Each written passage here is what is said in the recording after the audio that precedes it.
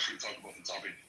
Okay. Well, Lonzo was leading the room. Who was leading? I'm saying people, people in the audience, they want to actually talk about the topic. I think Corporate Barbie wanted to get it. I think she wanted to say something. What if drums make DC actual safer?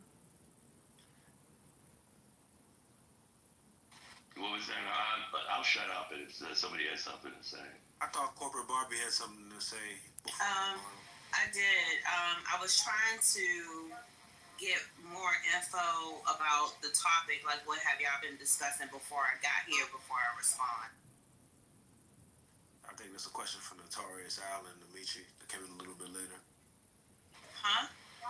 I said I think that's a question for Lonzo, Al, and Notorious. They were in the very beginning. I wasn't here in the very. Oh, okay. Lonzo, could y'all give me like what everybody was saying before I respond? I think the topic had just started when I got in here. Me and Ben started talking. So, but what's your thoughts on the topic? How do you feel about it? I mean, I think it just started. I feel like what Trump is doing in DC is that. Let me just ask y'all this: do y'all feel like he's making DC safer, based on what y'all know? I don't get it because we keep on going back to the point that in D.C. and these other cities that he's talking about, there's been a 30% reduction in violent crime, period. And the only way that he has an excuse to put military into the cities is if there's like an extreme emergency. What happened January 6th? January 6th was an extreme emergency. And he didn't call in the military then. But here, he pulls in and there's no excuse for it. There's no excuse for it. So I was asking so I can kind of gauge what everybody else was saying, because what people think may be happening isn't actually happening. There's a lot of lying going on with this administration. You can't trust shit they say or trust any numbers that they bring to the public. You have to actually talk to those who work in that, like in certain fields or work in politics, to really get the full scope of what's going on. There was most recently, he's been fighting with our mayor, because I am from DC, a DC native, and he's been fighting with the mayor and the police chief because they want to give out accurate information about the crime in DC, and he's trying to not put out accurate information so it can make himself look good. What's happening is our constitutional rights are just not being put forth at all, or not being considered. You have a lot of unlawful searches that are going on. They're even confiscating registered guns and taking them away. They're going into the subways and they're just harassing Black people specifically, tackling them down to do searches, asking for IDs and stuff. There are several checkpoints all over the city, even close to the Maryland border. So they're even trying to trickle down on the low to go to Maryland, even though they don't have any jurisdiction for Maryland. The only reason he's able to do this is because DC doesn't have full power. DC works a little bit different than everywhere else because we don't have representation in Congress and we are not a state. So therefore, because we still fall under the federal umbrella, Trump is able to do whatever he wants to do, but he's also breaking the law when he's doing some of these things. People's cars are being broken into without any warrants or anything like that. And now we're about to come, and this is when the National Guard was unarmed, right? So now they have called and said that we're going to go ahead and arm the National Guard, and we're going to put them in the street. You now DC is already have a lot of federal law enforcement, but now you're starting to see the federal law enforcement in your neighborhood, which is quite scary because you would normally only see them if there's a police raid or downtown. Now you're seeing them in your neighborhood. They're asking you for ID. They're just picking up people for petty, non-violent offenses. They have now taken away, like, I guess, cash bail. So they're locking people up. And even though it's against the law for them to detain them for a certain amount of time, you're going to have to wait until whenever they release you. You got the DEA, you got ICE, you got what is it? ATF, you got FBI, all in your neighborhood. So these aren't just police. You got the federal police, and now they're going to be carrying assault rifles. Janine Pirro, who's this whole administration doesn't know what they're doing. Most of them are political appointees, which means that they don't have any experience, any background that would even qualify them for the jobs. They're just loyalists, and they're doing whatever Trump says, if it's unlawful or not, because law is slow. You gotta fight in the court. How long it's going to take to fight this stuff in the court, I can't give a time frame on that. But they're doing this because they can get away with it because the law is slow. I don't know how long they're going to allow this to happen, but if y'all think that DC needed the National Guard here for regular shit, and they only have been like locking people up for like traffic violations, and it hasn't really been any major offenses that they're locking people up for, I think people need to really pay attention to what's happening in DC, because he has put out a dog whistle, for other states that he plans on targeting. He's targeting DC specifically because one, not only that, he has just like your delivery drivers. We have a lot of immigrant delivery drivers. They're getting tackled on the little mopeds and getting unlawfully detained as well. We have a high-profile civil rights case going on right now with Kilmar Garcia that was picked up in Hyattsville and taken to Guantanamo Bay unlawfully, and he's still being detained right now. And they're planning on shipping him to Uganda, even though he had the right to be in the United States, right? So they're not giving a fuck about our Constitution, the law, or anything like that. They're doing whatever they want to do, and they're specifically targeting Black people and people of color, like the Mexicans or the Hispanics. So people need to pay attention to what's going on in DC, because it will trickle over to other areas, and I find it very strategic that he's targeting a lot of these states that have predominantly Black people in them, to say that they're they're very violent over to other areas. Although, January 6th, when y'all tried to stage a coup, they didn't send the National Guard, but they felt the need to overthrow our police chief, who does an amazing job, by the way, and has DC crime down 30%, to do whatever they want to do.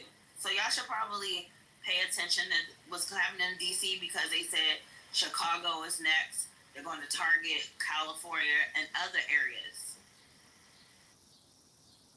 Can I go? Yeah, go ahead. Thank you. I came in the room when corporate was talking, so I'm not sure what the rounded opinion is, but I don't know where the agenda is for the room and the title, so I'll just sort of go off of some of her points. So there's a thing that people say, you're not from DC, so you don't know how violent DC is, right? Or someone goes, have you lived in DC? Do you live in DC? Okay, you don't, so you don't know that there was no crime, except for what I heard her say, regular shit, right? Like, sort of, she's to that the crimes that happen in DC on a regular basis are petty in nature. And I've seen with my own eyes when I lived in DC. I've gone out. I've seen kids clean out rows of cars with the police right there, with the DC, and I'm talking about the Metro Police right there, and they're telling me, shrugging their hands, there's nothing they can do about it. I've seen police being unable to stop violence, being unable to break up fights that have turned into, well, just hear me out. Fights that have turned into gang violence, that have turned into shootings, that have led to death. I've seen it. I've seen it on U Street. I've seen it on 14th. I've seen it with my own eyes. I've seen what people say now are these unwarranted searches. I mean, come on, we're talking about decades of what they've just changed names. There were pop out boys, there were jump out, there were all sorts of names for police who had unsolicited access into neighborhoods in Southeast DC and were able to target young men that they feel were part of a gang unit and were able to search their cars. Whether you say it's legal or illegal, it's been going on for decades. It didn't take the National Guard to start doing this. So my thing is this, right? Because I don't want to get too passionate about this and go on and on forever. There's a thing that I believe is going on, and I got this off of a lot of videos I've seen about pickpocketing in Europe, which is becoming a big thing now. It's the word desensitization. It's when people are so used to seeing a common pattern of crime that their exposure to it makes them feel like it's normal. So when they see something else that's different, they'll prioritize that while sort of reducing the impact of what they've seen. There's a lot of crime in DC, and you can't call it regular shit. If you've owned property, if you're a decent resident of Washington DC, you do not want what's been going on in DC over the last 5 years to keep happening. And anybody who is trying to minimize the impact that crime has had in DC is just someone that's desensitized. That's all I'm going to say. I'm for safety. I hate crime anywhere and everywhere. And I'm not going to use politics to minimize what has been going on in DC. I'll never do that. And I never voted for Trump. That's all I gotta say. Can I ask? May I respond? Hold on. I just want This real is quick, Corporate Barbie. I just want to ask him a question real quick. You was like you was here and you own property. What gangs is on you? Exactly. Ken, Those are all. Hold on. What's the gangs on you? Okay, so it's tough to it's tough to answer that question with all the people here because we need to be honest with ourselves. If you go to U Street, you've seen at 2 a.m. how uncontrollable U Street is. No, We can sir, talk no, about sir. the number. You said gangs. No, Stop Ask avoiding. me a question, just all the answer gangs. it. If there's a gang, just name the gang. Exactly. Okay, I got you. Listen, trust me, we're all DMV. Sir, if you don't know the name of... I know the name. I'm about to say the name. I know the name. I'm about to say the name. Just let me say the name. Fox 5 gang. Fox 5 gang. What? What about the What Fox the 5 fuck gang? is Do you know? that? So, okay, so you don't know that. Make some Say you shit up. don't. See, hey guys, if you're not from the DMV, this is what they do. You know, You like, made I'm the some one- I'm the shit one- up. That don't. All you have to do is go to Google. And you know they were Fox 5? How did you know this? Five gang. Let me tell you. On U Street? I've never heard of this. So For my non. there For are my no non-DMV gangs in DC. They have crews. They're not called gangs. So They're not gangs. That's why when you say gang violence on U Street is uncontrollable because it's 35 College students students. on one block. It's right by Howard. What the fuck? listen, Okay. all that I'll stuff just you talk land about with on this. U Street is college students. Literally, I feel so disappointed. hold on, TN. That's what I'm saying. You just sound foolish. U Street is where bars and clubs are. So of course it will be quote unquote uncontrollable at 2 a.m. because all the bars just closed and everybody's drunk leaving the bar. But it was strange that you said gang violence on U Street when we all know in DC there's no gangs. We don't have Bloods or Crips or gangs. We have crews based off where you live. So quote unquote gang violence what happened where niggas live, like on the south side, between like 18th and 21st or something. It's not, U Street. So that's where people hang out. So right now they have an increased police presence where black people go to have fun, college kids, on U Street and on 14th. And what's that doing? It's destroying DC's economy because everybody's afraid to go outside. Everybody who organizes events in DC has been canceling all the events because everybody's afraid to go outside. So all of the businesses, the real repercussions of this, the businesses are hurt. Last week was restaurant week, and all of the restaurants said they had no reservations, which is so strange for restaurant week. Yep. All of the businesses are hurting the most. So if you're a property owner in DC, you should be upset at the fact that the businesses are struggling all over the city because everybody, black people, white people, Latinos, everyone is afraid to go outside and nobody's spending. When I found out that they were unlawfully detaining people, Barbie, respectfully, I did ask to speak. Okay. Y'all know I feel like that's Can I get in the queue too? Same here. Yeah, this is because he was rebutting off my point, but I like to talk after Karen. Oh, thanks. I just wanted to share. I live in Washington, D.C. I've been around town a few times this week on my bicycle.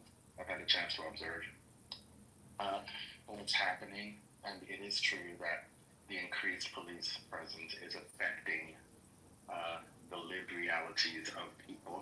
You will find an increased military presence in the metro stations. I biked by Union Station a few days ago. There were 2 armored cars out there. There were a few military people out there. Folks have been detained and in some cases arrested for fare evasion. I think Corporate Barbie talked about the delivery guys on mopeds who were simply trying to make ends meet by delivering ordered meals and other goods to DC residents. And a lot of them have been arrested. Those who haven't been arrested are no longer on the streets. Now, to be fair, in some cases, these are people who don't have proper vehicle registration, and perhaps some of them don't have their papers, so they're scared to expose themselves to the to ICE officers. But you know what? They weren't bothering anybody. They were just delivering food. And everybody knows that in a city, the fact that you have a law on the books doesn't necessarily mean that you have to enforce the law, because police departments have priorities. And somebody who's biking on a moped, delivering food from day to day and not harming anybody is not going to be at the top of your priority list for law enforcement. Now, the guy who spoke before me wanted people to think that Donald Trump has the legal authority to interfere with the way DC conducts its affairs or whatever he wants to, but that's not the case. We have a law called the Home Rule Act, and there's a section of that law that does allow the president, under narrow circumstances, to ask the Metropolitan Police Department to provide police services under very narrow circumstances. There has to be an emergency. It has to be a pretty big deal, and the president can't require the MPD services for too long. Depending on how you read the law, you may conclude that the president has only 30 days to do this, and after the 30-day period ends, he'll have to ask Congress to give him permission to continue doing so. That is currently being handled in the courts. The judge responsible for presiding over the case is a lady named Ana Reyes. She's new on the bench. She hasn't been there that too long. She was appointed by Joe Biden, I believe. She is a Uruguayan American, and for those of you who are interested, she's also openly lesbian. She has not shown the Trump administration much deference. She seems to believe that Donald Trump has overstepped his bounds just because of the way he's doing it. In fact, last week, he tried to take all of the authority from the police chief and give the authority to run the police department to Terry Cole, who's currently the interim chief of the Drug Enforcement Agency. Fortunately for Washington, D.C., Judge Reyes let them know last week that that was not okay, given what she knows about the case, and that they had to change things so at least the police chief, who is great, remains in control of the Metropolitan Police Department. There are a few other things that they're sorting out right now, and my hope is that by the end of the month, we'll have a decision from the judge letting us know whether Trump oversteps the legal bounds of his authority or not. My guess is that he did, and I'm hoping that the judge rules in favor of Washington, D.C., so that at least there can be an order on the books letting Trump know that he has to fall back. So, to the guy who spoke before I did, the other thing I'll say is the justification that Trump is given for what he's doing doesn't wash out. He says that D.C. has a serious crime problem that warrants federal intrusion. That doesn't make any sense because the undisputed evidence shows us that crime has been on the decline for several years, and so we have less crime today than we had last year, than we had the year before. So crime is reduced, and if you're going to say that you are entitled to rely on an exception in the Home Rule Act to interfere with DC Home Rule, you have to have a legitimate explanation for it. And so far, Donald Trump has not offered one. Is it possible that he might? It's possible, but none of the reasons he's given so far pass legal muster. And I can assure you that lawyers who studied this do not agree with you. I'm not saying that there isn't crime in Washington, D.C. There is. But the story that Donald Trump is telling about the criminal activity in Washington, D.C. is a false one. We have less crime today. We don't have more. I want Dr. Incorporated to look at my PTR and then I need an apology. I need an apology. Can I get in the queue? No, I'm not apologizing nothing because I have to fact check it. You were wrong. Everything that No, we're not wrong. This is everything that this administration puts out, you cannot fucking trust it. Just admit you were wrong. It's smoke and mirrors. No, I'm not Can I gonna do get anything until Hold on, Corporal Barbie, real quick. This is the thing. You said, I asked you what gang was on U Street. You said the Fox 5 gang. The Fox 5 gang, everybody knows if you're from DC. Now you're gonna lie that you knew. I'm not lying. You said that gangs are, you said that gang doesn't have a place. It did have a place on 38 Street South. Can I finish what I'm saying? Thanks. I literally said, like Corporal Barbie said, if you're from this area, you know, niggas beef based off where you're from. If you're from DC, you know from a young age, we say real live Fox 5. These are niggas from 37th who started saying Fox 5 gang. This because they live. This is not a gang, a real. If you go to 37 right now, are you a part of Fox 5 gang? What the fuck is that? That's what the media calls them, and white people. And it's what they say in rap songs. That's just the niggas from 37. And again, they say they're from 37 Southeast. So how did you get that? That's the gang on U Street. That's not even the same. It's not even the same person. Okay, so there are. Am I the Matrix? Damn. We can hear you. No, we can hear you, content. He mistakenly There ran are into a DC podcasts. person. Okay, so there are podcasts that I just looked up on YouTube from former DC gang members and current DC gang members. There's a former DC gang leader. I just dropped the link in the chat, and I'm looking on YouTube right now, and this is from the actual gang members saying that there are gangs in DC. So I just want to respond to the lady that said there's no gangs in DC. There are actually gang members saying that there are gangs, and I think that their words Thank you, brother. have a little bit more validity than yours. Yeah, but that's not accurate. Liars. Just because you're It's not accurate. Helen, I'm from I didn't cut you out. You're triggered. Don't make me get a big mic. Y'all not from this area, so y'all wouldn't necessarily understand. But it's a difference between a crew and a gang. A crew isn't like an organization. These gangs are like organizations. So there could be a semantics thing going on, with the verbiage of a gang, but in actuality, it's not a gang. They're not a gang. You will not go to a gang. They're not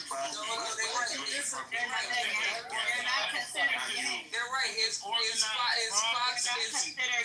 It's Fox. It's not organized. It's not organized crime. It's not. That's what we Don't trying gotta be a blood or. Hold on. This what we trying to explain to y'all. It's not organized crime in the way that they could never put a RICO charge against these niggas. Yeah. Yes, All they the can and they literally have. is. We pull up the articles for that. Hold on, I'm trying to explain it to you. Literally, the street, it's not a lie thing. It's nothing to lie about. Okay, more articles coming. Okay, you got it. We both can't talk at the same time. Thank you. I just don't want you to lie to people. Okay, so you got it. Just Hey, hold on. Let Doctor speak. Just relax for a second. Go ahead, Doctor. Thank you. What I'm trying to explain is this. This is not gang violence, how y'all think about fucking LA or some shit. There's not gangs where the gangs run operations, is organized crime, like such and such has a leader and we looking for the leader. All this is niggas from different streets in DC don't fuck with niggas from the other street. All of the streets, most of the streets, have numbers as names, which is why in your PTR it says people from 37. People from 37th don't like people from 38. That's why you'll hear a lot of DC rap. They'll say 38, 14th, whatever the fuck they from. 25th. You do realize that's how things start. I'm almost done. Relax, brother. This is not how they organize crime, drug dealing, anything like that. Literally, it's just beef that they have in the music. So when they rap, if you from 37th or you disrespect somebody from 38th, that's beef. Then they shoot niggas from 38th, you from 37th. Nah, this is not organized crime in that way. Listen, so when y'all talking about, there's no just let her leaders, finish and then you can go. there's no leaders, quote unquote. There's no hierarchy. It's just a bunch of niggas who went to school together on the block. That's how gangs started, right? Somebody brother. No, it's not. Listen, I heard you out. That is how gangs started. It was somebody from Grape Street in California who formed Grape Street Crip. It was somebody from Hoover Street in LA formed the Hoover Criminal Gang. That was protecting their territory and they was beefing with other streets. That's literally how gangs started. Crip Street is an actual street. Hoover Gang. It was beefing with the police. Hold on. Relax. Quick question. Hoover Street, Hoover Gang is an actual street. That's what Paru Street is a gang, but it's an actual street. They started off protecting their neighborhood, protecting their street and their block, and it formed to gangs because they was fighting other streets, and they formed to. That's who gangs started from. I understand. Just a quick question. Assuming that's true, are you saying that how gangs started is exactly what the formations are in DC right now when it comes to crime? That these are actual gangs? Or are you just trying to give us the genealogy of gangs? That's exactly what I'm telling you. I'm telling you. So you're just saying that these are how gangs start, not that they are gangs? No, I just told you that's exactly what I'm telling you. That these are gangs. They're gang banging over their street. That's why they're killing other people from other streets they don't like because they're from another street, from another block. That's gang. They're gangs. Can I respond because I'm in a minority of thought here, and you've got 4 people. Please give me 1 minute to respond to some of this stuff. Yeah, sure. So when I talk about let's be honest, right? We have a room full of people who are not from the DMV, right? So when someone asks me a question I'm guessing they're identifying that I know the DMV, I've lived in the DMV, I'm from the DMV. So they'll say, oh, are you trying to say there are gangs on U Street? Now, they know that both them and myself know that gangs don't live on U Street. But it's a way to fuck with the people's psyche who are trying to get accurate information about DC to believe that I'm saying nonsense. Because how the fuck can U Street have gangs, right? U Street is a strip of entertainment. It has bars. It has nightlife. We know that. But see, she said something very dishonest to throw people off. So let me talk about the gang. So she requires you to be accurate? That's dishonest? Okay, yes. So it's ridiculous, right? It's like you're asking me if they gangbang, who are the gangbangers on I don't know, name Six Flags. It doesn't exist, right? But why bring that up, right? So the point I'm saying is this. You're talking about gangs and you're trying to classify types of gangs. You're saying gang A, gang B, gang C. Which gang has more notoriety? Which gang has more global recognition? We know the Bloods and Crips do. The Bloods and Crips have more notoriety. They have global recognition because of their color-coded disparities and all that. So we know about the Bloods and Crips. But I'm telling you that on a small scale within DC, I've been in studios in Southeast DC in my past days, and I've heard and seen young men rep the Fox 5 gang. I know them. I have a kid named Lil Squirt right now doing 10 years. This is a kid that I put under my wing. He's an active gang member. I'm the one telling you guys this, so don't lie to people who are not from DC. We're not lying. Does this kid have Fox 5? Fox 5? Okay. This is misleading though, and this is the problem when y'all get on this app. And I understand that you are, you used to be a resident, but it's totally different. Like people that are from the area is trying to give you context, and for you, we have to be careful with our language because that fucking matters, and it also matters to our fucking safety. Like this isn't just a talking fucking point. We're actually living in this shit right now. So. Like, let's be clear about the language. There is a clear difference between gangs and fucking crews. And I put in the fucking chat just in case anybody needs more context. A gang is an organized fucking, is an organization. And they can do a bunch of different shit that could lead to a fucking RICO. A crew is not that. You know, for years, socioculturally, DC residents, especially people in the DMV, have tried their best to make people outside of DMV not see them as a city that has gangs. They hate that word. They hate that term. The police doesn't even recognize it as I want to clarify something. Let's clarify something.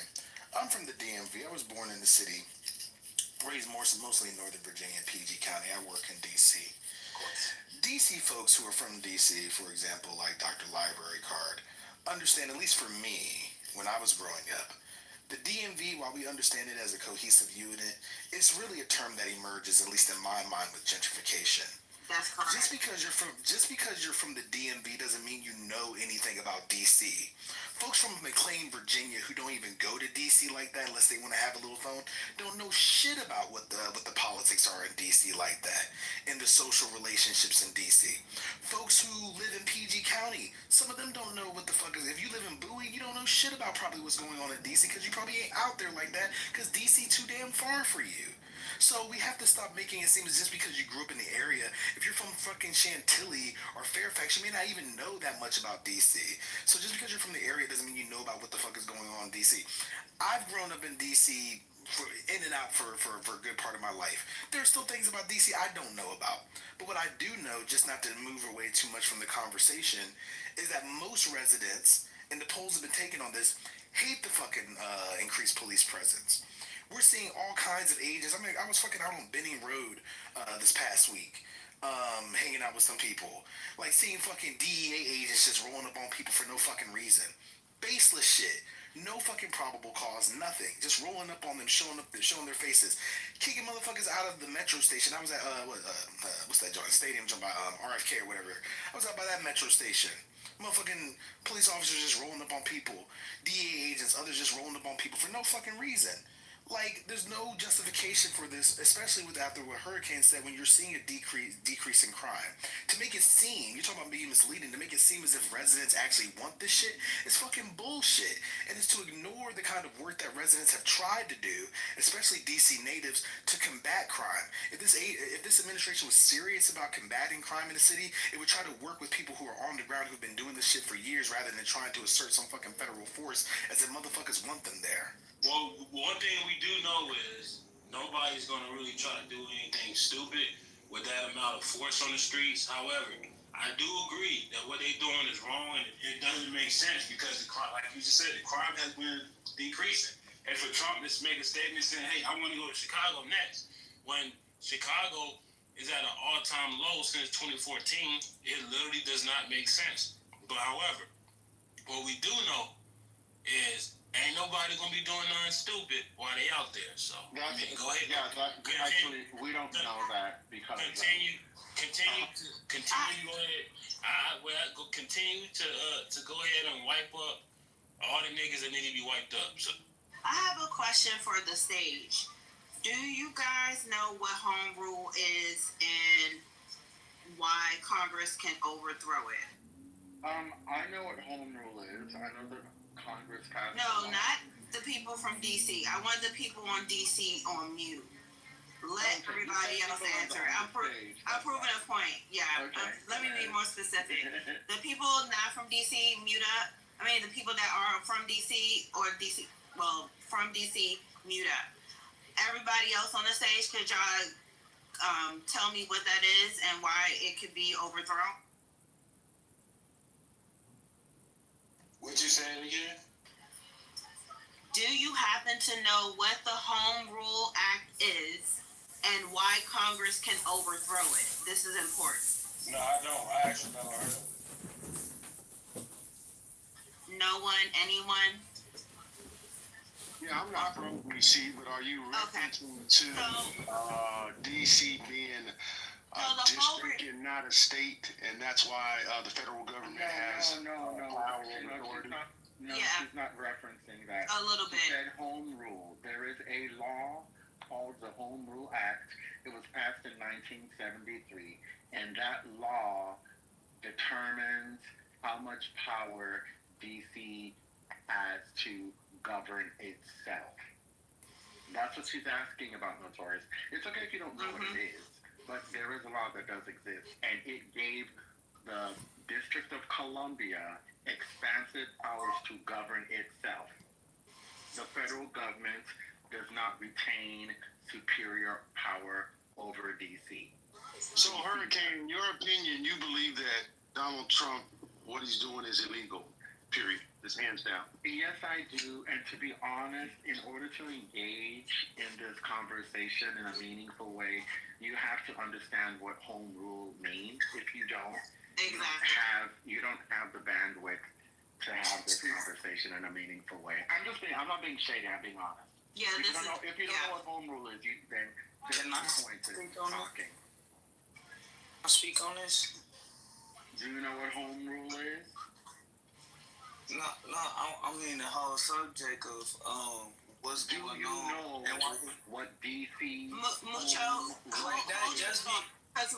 Let us make this point first before we get to your point. I know you wanted to contribute to the conversation, but the reason why I asked that, and like Hurricane said, is to give more context as actually what is going on in DC. Just like Hurricane said, the Home Rule Act gave DC the ability to, because DC is not a state, we are the nation's capital, we are a city, which means we don't have any representation in Congress when it's time to put in those electoral votes, right? So to understand what home rule is, like Hurricane said, it gave DC the ability to govern themselves, the ability to elect its own mayor and city council. Before that, Congress directly appointed its local leaders.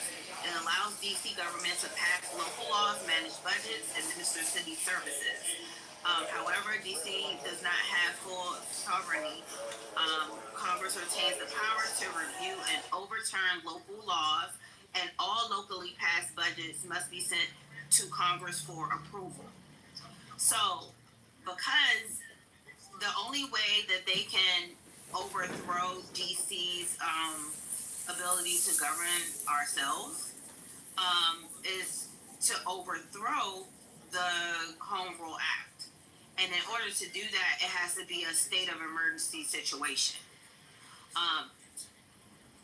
DC crime was actually down 30% when Donald Trump decided to claim it as an emergency to militarize the DC area and bring the National Guard.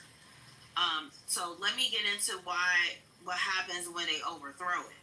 When Congress overrides home rule, Congress can step in at any time by passing legislation that cancels or overrides a DC law and prevents it from taking effect. This often happens around budget issues such as restrictions on how DC can use its own tax dollars, abortion funding, marijuana regulation, or needle exchange programs. It can also occur when Congress attaches riders to federal appropriation bills that block or alter DC laws. Yeah, I know a little bit about the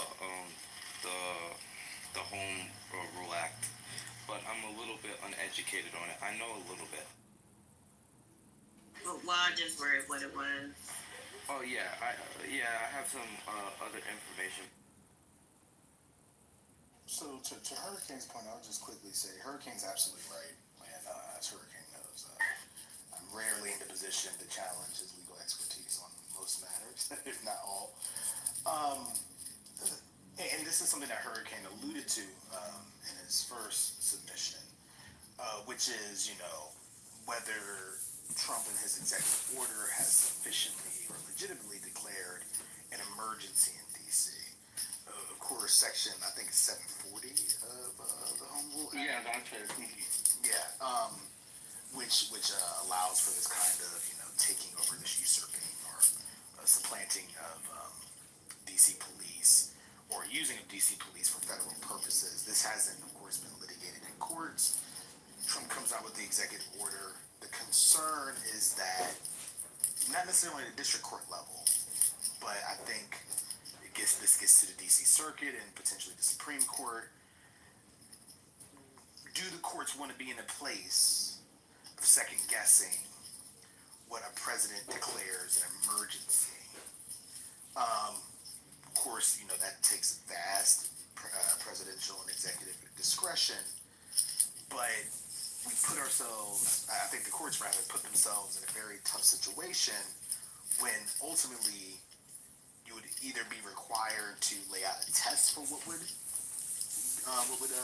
be necessary to declare an emergency in DC, which I don't think courts would deem appropriate when it comes to the president asserting his authority, or at the very least you say, this doesn't rise to the level of legitimacy for purposes of this section of the act. But I still feel that the courts would be very reluctant to question presidential authority in what a president could deem an emergency in this circumstance or others.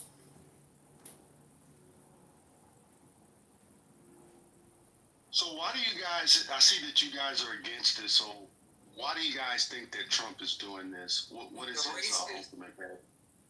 What he's trying to do is incite white supremacists. He's trying to incite race war. That are majority black, and he's fucking with immigrants and niggas. That's why he's doing it. He's doing it just to say he can. I mean, this was all in Project 2025 as well, so it's not really I don't want to say it's not a surprise, but we knew this was coming. Like, Kamala Harris talked about this during the campaign trail. It was in Project 2025, if you read it. Like, this is all a part of the thing to, expand what the federal government can do to states that disagree with Trump loudly or don't, what is the language they use? Don't align with the views of the federal government, aka what Trump's administration says they should do. So putting Pam Bondi control of the DC Metro PD is right in line with what they said they were going to do in Project 2025. If they feel if they feel entities are not doing in whatever municipalities are not doing things in alignment with the federal government, they're just gonna put somebody from Trump, one of Trump's appointees, in charge of the shit and do what they want to do. Yeah, I'd like to hold on. Let me. No, sorry. Yeah, let me build on that. So on February 6th, two Republican congresspersons, Senator Mike Lee and Representative Andy Ogles, introduced a bill in the Senate and the House called the Bowser Act, named after Mayor Muriel Bowser. Bowser stands for Bringing Oversight to Washington and Safety to Every Resident. That's what the acronym Bowser stands for. Very clever with these names, by the way, I have to say. Yes. So if the bill is passed, what the bill would do is repeal the Home Rule Act that we've been talking about 1 year after the bill is passed. The Republicans want to federalize Washington, D.C. completely. They want to take home rule away, and they want to make sure that they are in charge of Washington, D.C. for at least the next few years.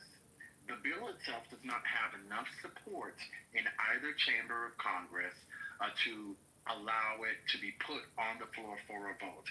But it is, what this tells us is that there are federal legislators who do want to wrest home rule from Washington, D.C. Donald Trump is using his power as the chief executive to further this agenda. So what we are likely to see is a three-pronged approach to kill DC home rule. One prong is this proposed bill in Congress. The second prong is Donald Trump's executive order trying to take over the Metropolitan Police Department. And then the third prong would be getting a case to be heard by a judge who is sympathetic to Trump's agenda and the GOP's agenda. And like Black Freedom Struggle said, if this case gets in front of the wrong judge, there's a strong likelihood that the judge is going to rubber stamp Donald Trump's conclusion that Washington, D.C. has too much crime, that Washington, D.C.'s police chief and the Metropolitan Police Department have not been able to adequately address the crime, and that the chief executive of the United States is therefore should be allowed to use his power as chief commander-in-chief to check the problem. This narrative that the crime rate in Washington, D.C. is uncontrollable is one that Trump and his cronies have been parroting for a long time. We've got Senator Mike Lee and Representative Andy Ogles telling Congress that that is the case. If you go to Mike Lee's website, you'll see that he says D.C. has failed to govern itself. He says that there's a long history of official corruption, including recent federal bribery charges against Councilman Trayon White. He says that there are repeated armed carjackings and violence by teenage gangs. He says that there are assaults and robberies on congressional staffers and members of Congress. He says that Mayor Bowser's crime policies are soft on crime, which he believes encourages criminals to victimize innocent Americans. He is accusing Washington, D.C. officials of allowing non-citizens to vote in elections that they should not be allowed to vote in. And he also says that there are backwards regulations leading to a high cost of living. I don't know what those backwards regulations are. So we just have to be very careful. We should not be deceived by the narrative that Donald Trump and his cronies are repeating out there. No one is saying that crime does not occur in Washington, D.C. Crime does. Crime occurs everywhere. What we're saying is that a long time ago, Congress, after deliberating for a while, passed the Home Rule Act, giving Washington, D.C. certain powers to govern itself and allowing the president to ask the mayor of Washington, D.C. to provide MPD services to the federal government, but only under a narrow set of circumstances. The law itself says, to an extent, what those narrow circumstances are. And in my view, those narrow circumstances don't exist here. They're just not there. There's no reason to say that we need federal military in Washington, D.C. We don't have increased crime. We don't have that. We have less. What Donald Trump did, and then I'll stop after this, is capitalize on a particular event. A few days ago, a former Doge employee was the victim of an attempted carjacking. Donald Trump allegedly got a picture of this guy and posted it on Truth Social and said, hey guys, this picture represents the reason that I have to step in Washington, D.C. Because this guy who was the victim of an attempted carjacking, suffered. He's my friend, and what's happening to him is happening far too often, and that is why I need to get the federal government involved. The problem is that's not true. I mean, it is true that the guy it was the victim of an attempted carjacking, but it's not true that carjacking rates are up. They're down, just like everything else is down. Fewer homicides, fewer high carjackings or attempted hijackings, fewer other types of violent crimes. There's no justification for it. The only way that Donald Trump can justify what he is doing is by lying. Absolutely. And if it wasn't that Doge employee or former employee, none of this probably would be happening, right? I mean, Notorious, to answer your question, why is he doing this? Well, he's just, the cursory, answer to that is essentially recycling Nixon's, war on crime, which was code for war on black people. Look at the cities he's going after. Not only are they Democratic, but they're black women. LA, right? Until Newsom pushed back. It's absolute optics. It's a band-aid. And for those that think this is a great idea, I'd love to hear your answer as to what happens and it's going to happen when the National Guard leaves. Like, if this is the magic wand to solve all crime in these cities, well, what's going to happen, gasp, when they leave? We're suddenly you think law enforcement feels empowered because they've been overstepped? Negative. It's a band-aid, it's optics, it's pure show of force.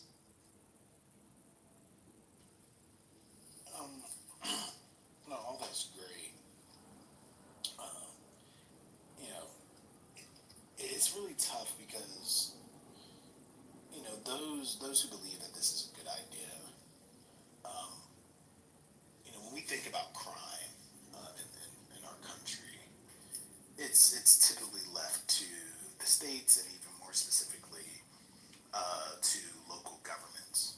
I mean, it's why when you have a traffic violation or you even have whatever kind of charge, most of it is going to your local courts, controlled, of course, by the state, all that. Okay. This is why we have federalism in our country. Okay. Leave stuff like crime up to the states. So when we read Section 740 of the Home Rule Act, Trump or the federal government, the president rather, can only come in, as Hurricane was talking about and as others have mentioned, I believe as well, for federal purposes, provide services for federal purposes. Now we have to ask ourselves the question, when it comes to local crime, when has that ever been the purpose of the federal government? Outside of particular emergencies. For example, let's say, when there's rioting or something to that effect. When you're talking about crime that has gone down, there's been no riots, there's been no kind of conflagration in the city, when has there been a history, and I imagine that a justice like Ketanji Brown Jackson or Justice Sotomayor would ask this question to the Solicitor General, if this goes before the Supreme Court, when has it ever been in the history of our nation, outside of riots or rebellions or whatever, that your typical run-of-the-mill crimes that the local government seems to have in control because crime's been going down, when has that ever been a federal purpose? To the extent that the president needs to come in and say the local police need to provide services for the federal government to address it. It'd be hard-pressed to find instances in history that would warrant that. So I think that Hurricane is certainly right when it comes to what the outcome should be.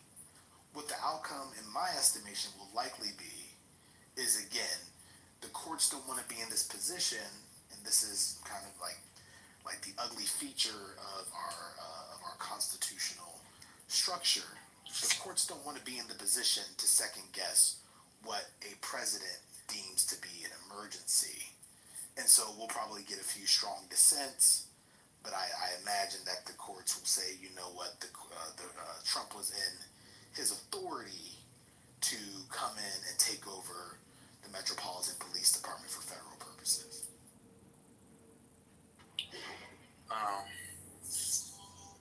I think if there's not a competent solution, then we shouldn't argue with someone trying to present a solution, right? I don't think we've given enough time to play out to see the results. We haven't given it enough time to let this play out. Have you read the Home Rule Act? No, I said we haven't. We're talking about failed solutions. All the solutions that failed, like. Wait, what solutions have been proposed that have failed? No, I'm saying law enforcement, whatever they're doing, the crime rate is still what the crime rate is. So it's a 30-year low. What's the solution? It's a 30-year low. No, I'm saying instead of talking about they shouldn't be there, let's talk about solutions. You're avoiding my question. 30-year low. You haven't read the Home Rule Act. You don't know what DC Home Rule stands for. You don't know why Home Rule is the law of the land. You don't understand. No, Hurricane, I don't just want to talk about problems. Stay out the way. Stay out the streets. But the problem is. Stay out the way. Yeah, why are we talking about the problem more than? Yeah, I know. Talk about the solution. You're doing the thing that the manosphere bros like to do, where they don't know anything, but they come on stage, speak with a deep voice, and say, "Oh well, we just got to talk about." I don't be condescending. We got an intelligent convo. I'm being condescending. I want to answer this. Hurricane, may I answer this? Condescending. Yeah, we don't. I'm being condescending. Well, you're I'm the only one in the conversation who's actually intelligent because I've taken time to learn about. I'm talking about your delivery. I said we have intelligent without you having condescending delivery. Come on, you good? Come on, we're not going. Bro. So I'm just saying. No, the condescension is required because you started with condescension. But Hurricane, you're making assumptions. We don't know each other. You making assumptions. Scott, I'm gonna be throwing ignorance. Okay, go ahead. Oh no, I'm not throwing ignorance. So Scott, you don't know what DC Home Rule stands for. The reason people are complaining is that there is a law that forbids Donald Trump to do what he has done. That's the problem. People aren't talking and complaining about Donald Trump simply because they don't like him.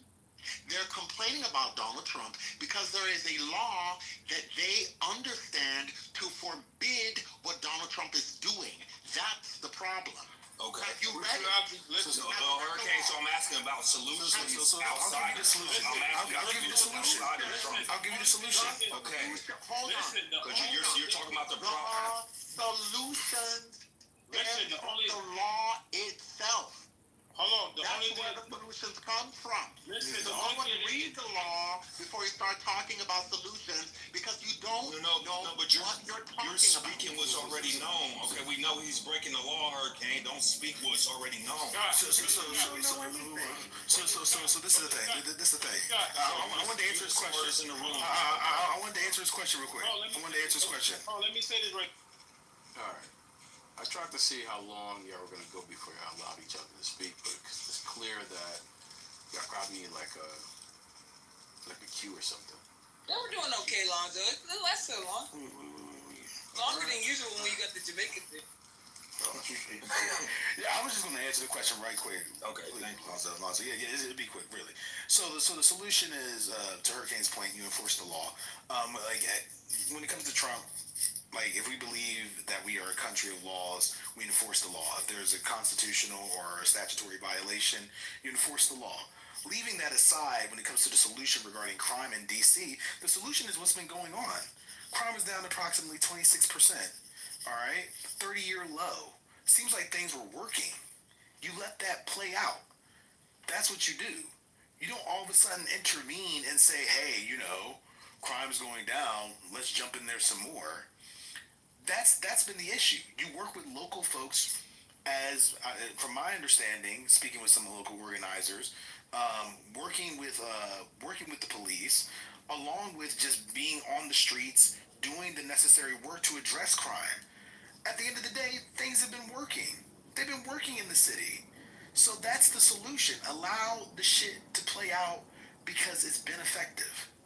Yeah, I partly agree with that. I would say the solution is. Okay. Hold on, one second, Scott. I partly agree with what he just said.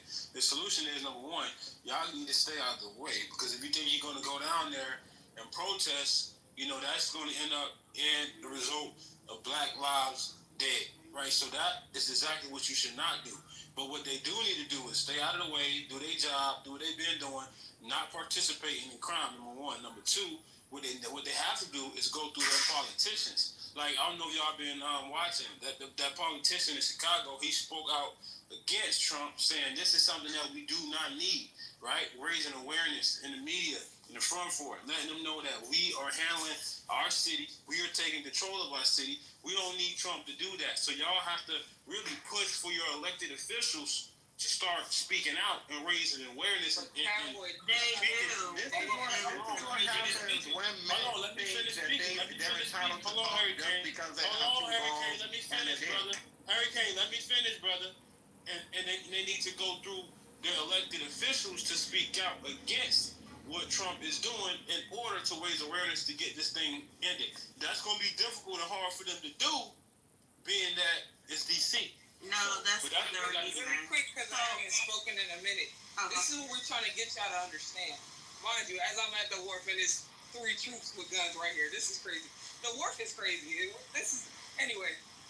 The DC doesn't have elected officials that we don't have the protection of a state constitution or a state government infrastructure to protect us from the federal government. We have one elected official in Congress, and they can't vote for anything. So when y'all say, speak to your officials to speak out, there's one person on the federal level that represents DC. Mind you, she has no power to vote. All she can do is advise on policy and speak on our behalf. Right? When you're talking about... Yeah, that's a black woman. Y'all mayor. No. This nigga slow. Y'all got a black mayor. They don't know. Y'all got a black mayor. How is the mayor? Just mute up. Just mute. What's going on? She's not talking about the mayor. She's talking about Eleanor Holmes Norton. Yeah, Holmes. That's who she's talking. Do you know who she is? No. That's the problem. Y'all don't know shit about DC, but you want to open your mouth and talk. This is what I was trying to explain. It's painful. They don't have any power, right? Because ultimately, Congress controls all the funding that comes to DC. So when Trump was doing those executive orders early in his presidency, all of that stuff directly affects DC, right? All of the laws about funding can't go to federal funding, can't go to XYZ if they violate DEI. That applies to anything in DC. Any grants, any DC organizations, DC Humanities, DC, what's the other one? Not the art, DC, it's Humanities and it's another one. All the shit that they do here, it all depends on Congress. They run all this shit here. We don't have a state. We don't have a constitution. So anything that even though I don't fuck with it that heavy, our mayor says if Trump and them find it to be problematic, the Congress can pass some shit to fuck something up. They could slide something in a big bill that affects DC directly and fuck all us up. And there's nothing we can do about it.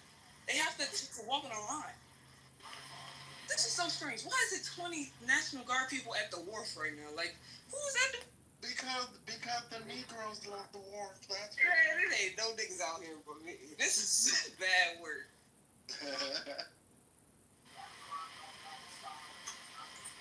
The niggas show up on Sunday.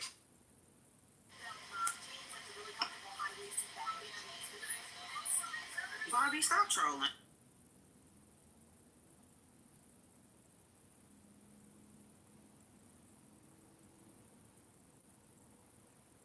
So crazy. I'm watching so many videos like on social media that obviously right-leaning folks are really enjoying this. You know, like they're taking a trip downtown with gold chains on and not worrying about it. And the music is in the background. It's so weird. But they're enjoying it. And then you see like the reverse, right? Like so many people feel like their profile, like the Hispanic people, they feel like they're in the seas like a motherfucker. PTR locked up. This is right now. I got pulled over because they thought my son, who's in my PTR, didn't have on the damn seatbelt. How about that? Yeah, they're doing these checkpoints, and what they do with the checkpoints is pretty much like they'll have all the cars on any given street stop at the checkpoint. And what people have been saying, they hear the cops say, if it's a white person, they can go through, unless it's like obviously something illegal. If it's a black or a Latino person, they move. It's like left, right. They move you off to the left side. Oh, So that's crazy. They check your car. They check whatever. They search your car pretty much, and then check your license and registration. But they've been just pretty much any Latino person that's on a moped, if they don't speak English, they snatching them off them bikes and locking them up. I also want to say it depends on what type of car you drive too. So I have a Dodge with. I have legal tint. It's literally the left. Yeah, sure. But it also, no, I have a Durango. Oh, okay. So I don't even have like a freaking, like nothing big, but because of the fact that they pull over specific cars too. So I have seen like white people get pulled over if they have like specific cars, but they ain't pulling no damn Subarus over. I know some of the people. They almost, So they made that a primary offense. they almost arrested an off-duty police officer down at the wharf. Somebody said that he was waving a gun in a restaurant and almost got arrested. So you can clearly see that who they're targeting and why. My only issue is that like I'm in the city, and when you have people that don't know that DC literally on my license plate it says taxation without representation, and you don't know that we are federally ran, so anything could really affect us. I just want people to just stay quiet and just not talk about it, because you don't know how the city is. The mayor, we all got problems with the mayor, but crime was going down 30%. And when you have shit like this that's going on, it's going to make crime go down for a little bit. But I bet once they leave, I bet it pick back up, because that's not how you fix it. Some of you, some real quick noticed that crime is going down, but hold on. So this is Stephen Miller. He was speaking about DC the other day. I don't see this. So, hold on. Hardened criminals, gangbangers, and illegal alien killers and terrorists in DC. There is a murder on the streets of this town every other day. Body after body after body after body. That was Washington, D.C. Residents were afraid to go to restaurants. They were afraid to go into entire neighborhoods. They were getting carjacked right and left, robbed and beaten. That was Washington, D.C. He goes more in detail on that. That shit was like so funny. It just kept on getting louder and louder. DC's literally.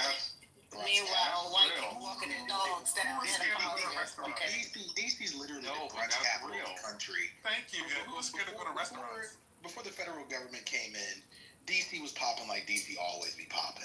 Like, come on now. Like, people were still going out to brunch, having a good ass time in DC. Like, I came into the streets are safer, so people should feel more comfortable.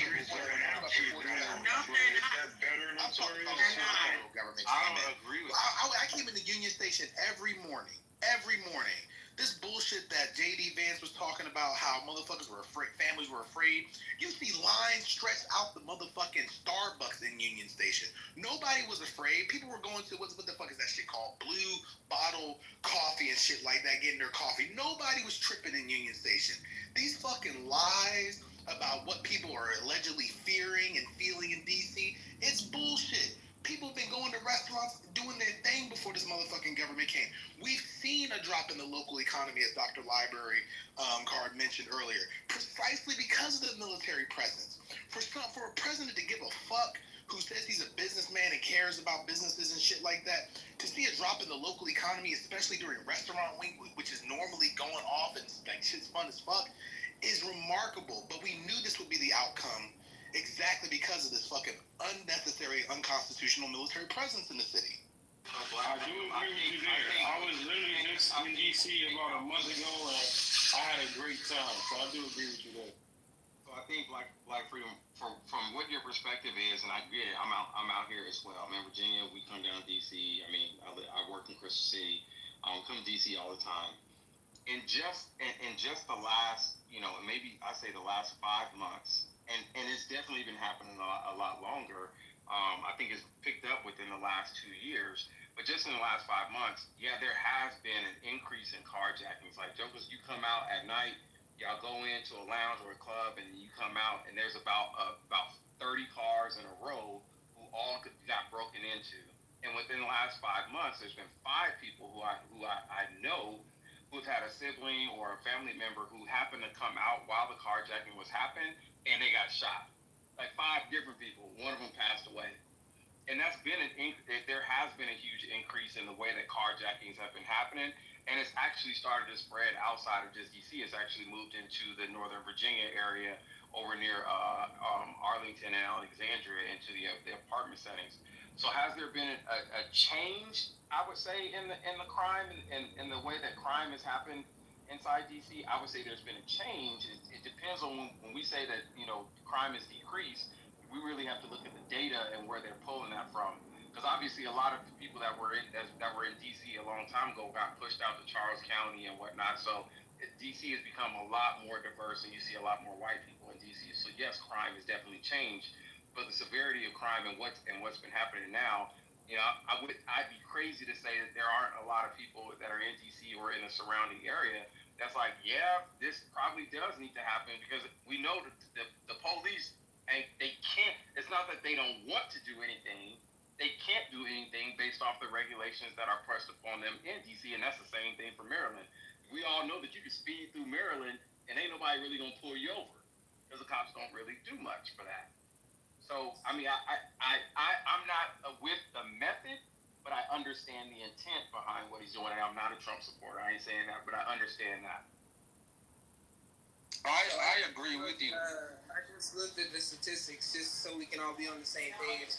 It says robberies and car break-ins were down by more than 40%, but thefts were flat. A 6% increase in burglary and a 14% increase in assault with a dangerous. Yo, like I feel like we just anti-Trump. Like I feel like if this was a Democrat doing this, it wouldn't be an issue. But it would be. Yeah, you must didn't hear a lot of. You must not know the city. It would be an issue because crime is going down. See, it would be different if this was 2013, 2015, and he wanted to go to Chicago. It would be different. But the crime is going down. So it's not lawful. It's not lawful. And so wild how people kill their rights. Right. I feel like people are treating this like we treat mass shootings. We're unwilling to accept that the country has made decisions about arms and prioritizing the Second Amendment to the degree that nobody is safe. But instead of focusing on that root cause, we want our kids to have mass shooter drills, and people are going on about their daily lives. They don't give a shit about the fact that their kids are afraid. Or that more and more children's schools or daycares are being shot up, and no one's willing to even discuss gun reform, right? And so this is the same thing. Now, we don't want to talk about gun reform. We don't want to talk about guns. But yeah, go ahead and do the dictator thing. We're good with it. You know what I mean? As a matter of fact, why don't you do like dude in El Salvador, the president in El Salvador, and just lock everybody up in a mass prison so that I can quote unquote feel safe. It's wild. We should know better, I would say, because I'm sure people know that, there's checks and balances, and you don't just do shit for no reason. Like, we've been through so much as a country, like so many emergency situations, to this like normal or should be normalized is wild. I don't really see a problem with it, to be honest with you. Of course you don't. I know you don't. Yeah, I mean, y'all act like this. Let's go through it. Let's go through it. Do you subscribe to the Constitution? Do you believe that the Constitution, you may disagree with it in some parts, do you think that the Constitution is the law of the land? That's for you, Rashad. Just want to be clear. Yo, you gonna answer the question, you'll get off stage, brother. You gotta go participate in the conversation, but that trolling shit is dead. Hey, I agree. Yes, I agree with it. 100%. Okay. Perfect. Okay. And Rashad, jump in at any time too. I suspect that this conversation might have been too deep for you, so I got booted. Do you believe in federalism? Yes. Yes. Okay. And just to make sure we're on the same page, how do you understand federalism? Understand it. I'm in the military, so I get it. Federal laws, state laws, whole nine. Okay, and specifically federal laws, state laws, and states are essentially left to their own affairs, correct? Yep. All right. Now, if states are left to their own affairs, that would include crime, right? Yes. Understanding that DC, of course, is an exception because the way the laws are set up, right? Understanding that DC is in a different situation.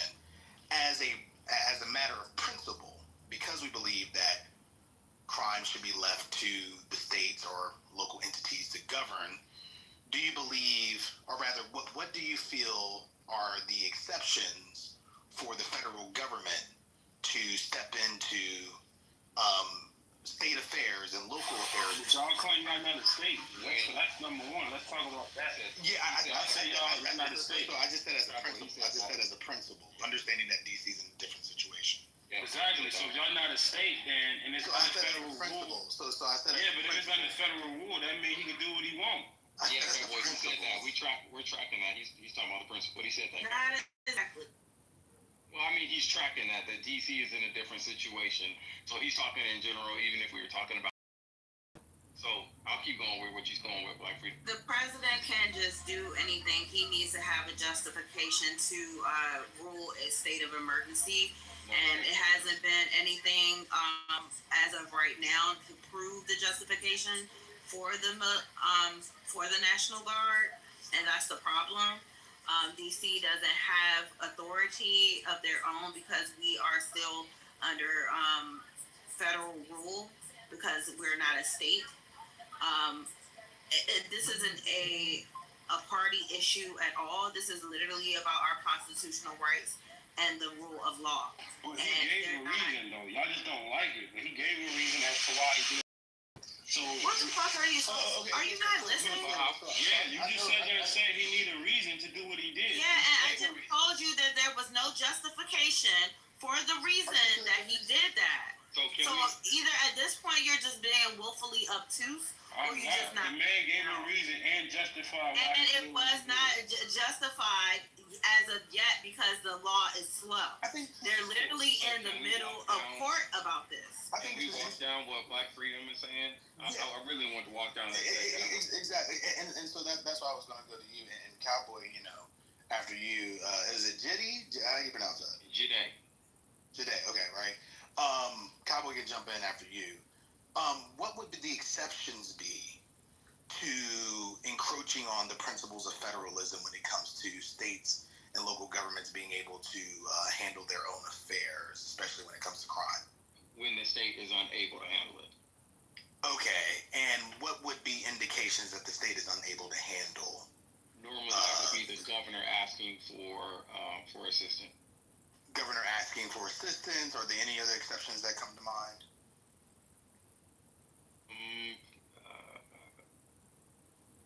Not that I am aware of, but normally it would have to go through the governor. It would be a request from the governor.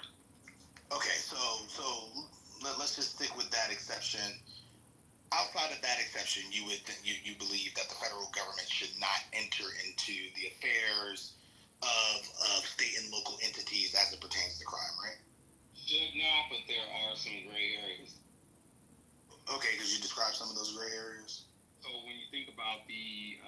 terms of even the National Guard, yeah, the National Guard is managed by the governor, but is not owned by the governor. All military is owned by is technically owned by Trump, but the president. So they are they're. Am I what? You went out a little bit, so you talking about the National Guard. If you just start over. Yeah, so basically the National Guard is basically loaned out to the states and managed by the governor, but all military is owned by the President of the United States, regardless if it's Trump or anybody else. So they are on loan to the governor. So if there's a situation, then that's how the president has the overarching rule on what happens with military personnel. I hear that, and I hope you don't take what my remark is about to be as disrespectful. I don't know if that's exactly responsive to the gray area comment. What would be the gray area regarding when the president, let's say, would take over the local or state affairs of let's say the state as it pertains to crime? I mean, essentially, it's just when the president is, and I don't like to use the word feels, but when there's a indication that obviously the state is not able to handle that level of crime or what's going on, and so whatever the risk is. Yeah, and so ultimately, what I'm hearing is that the governor can ask for assistance, but then the president can look at a situation and just kind of be like, "It's time for me to step in." Is that what you're saying? Yeah, and normally it's not just the president. I mean, the last word obviously comes from the president, but normally that is normally I'm gonna say agreement for lack of better words, but it's normally both Congress and the president working together to make that decision. But obviously the president in certain situations can overstep, which there's been arguments in that case. Yeah. See, okay. So last question, really, because I know this is taking up a little bit of time.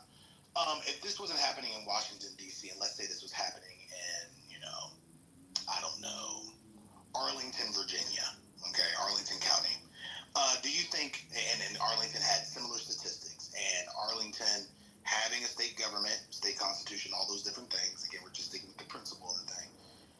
Do you think that what's happening in Arlington would rise to the level of that gray area where the president could just jump in and take over the local affairs of the county board and so on?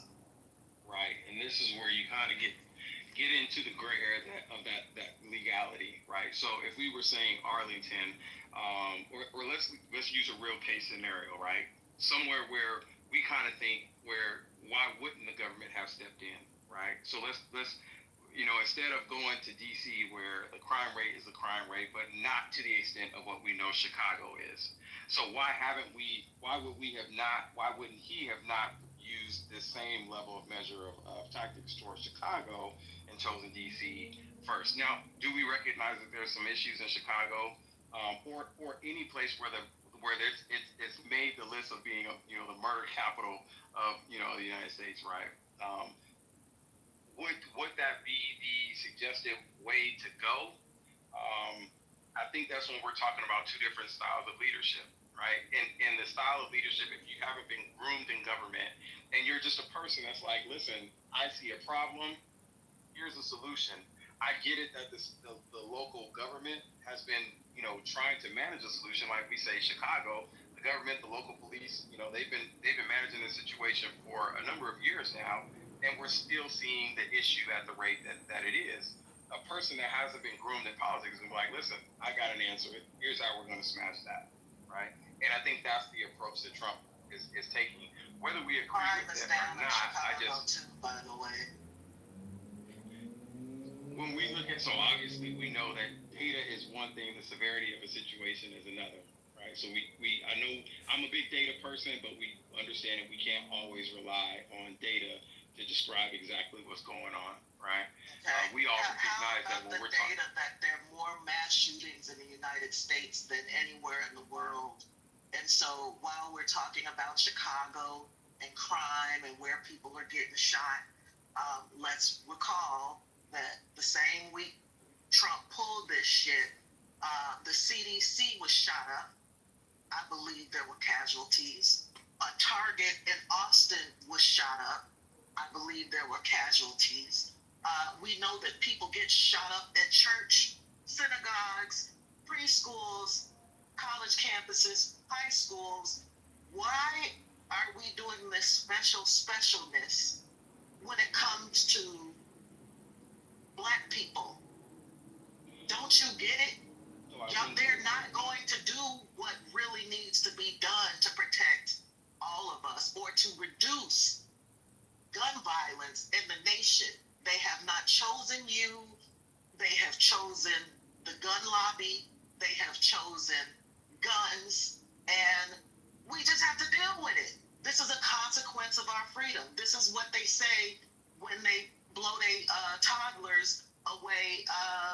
This is what they said when they blew their own babies, precious white babies, as Cornel West would say. Blew them precious white babies away, and they told you this is a consequence of guns, of freedom.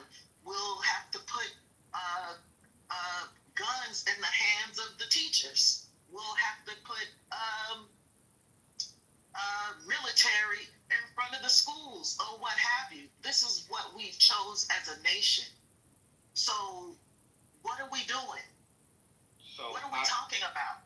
So I don't disagree with you. I recognize that there are situations across the United States, right? I think all I'm offering is that, if you're coming in as the leader of this entire country, and again, let me step back to say I am not a Trump supporter, but I always offer a level of understanding. If you're coming in as a leader of an organization, which the United States is an organization, you are responsible for what happens or what also fails to happen. Not really. And so there's jurisdiction. There's laws again.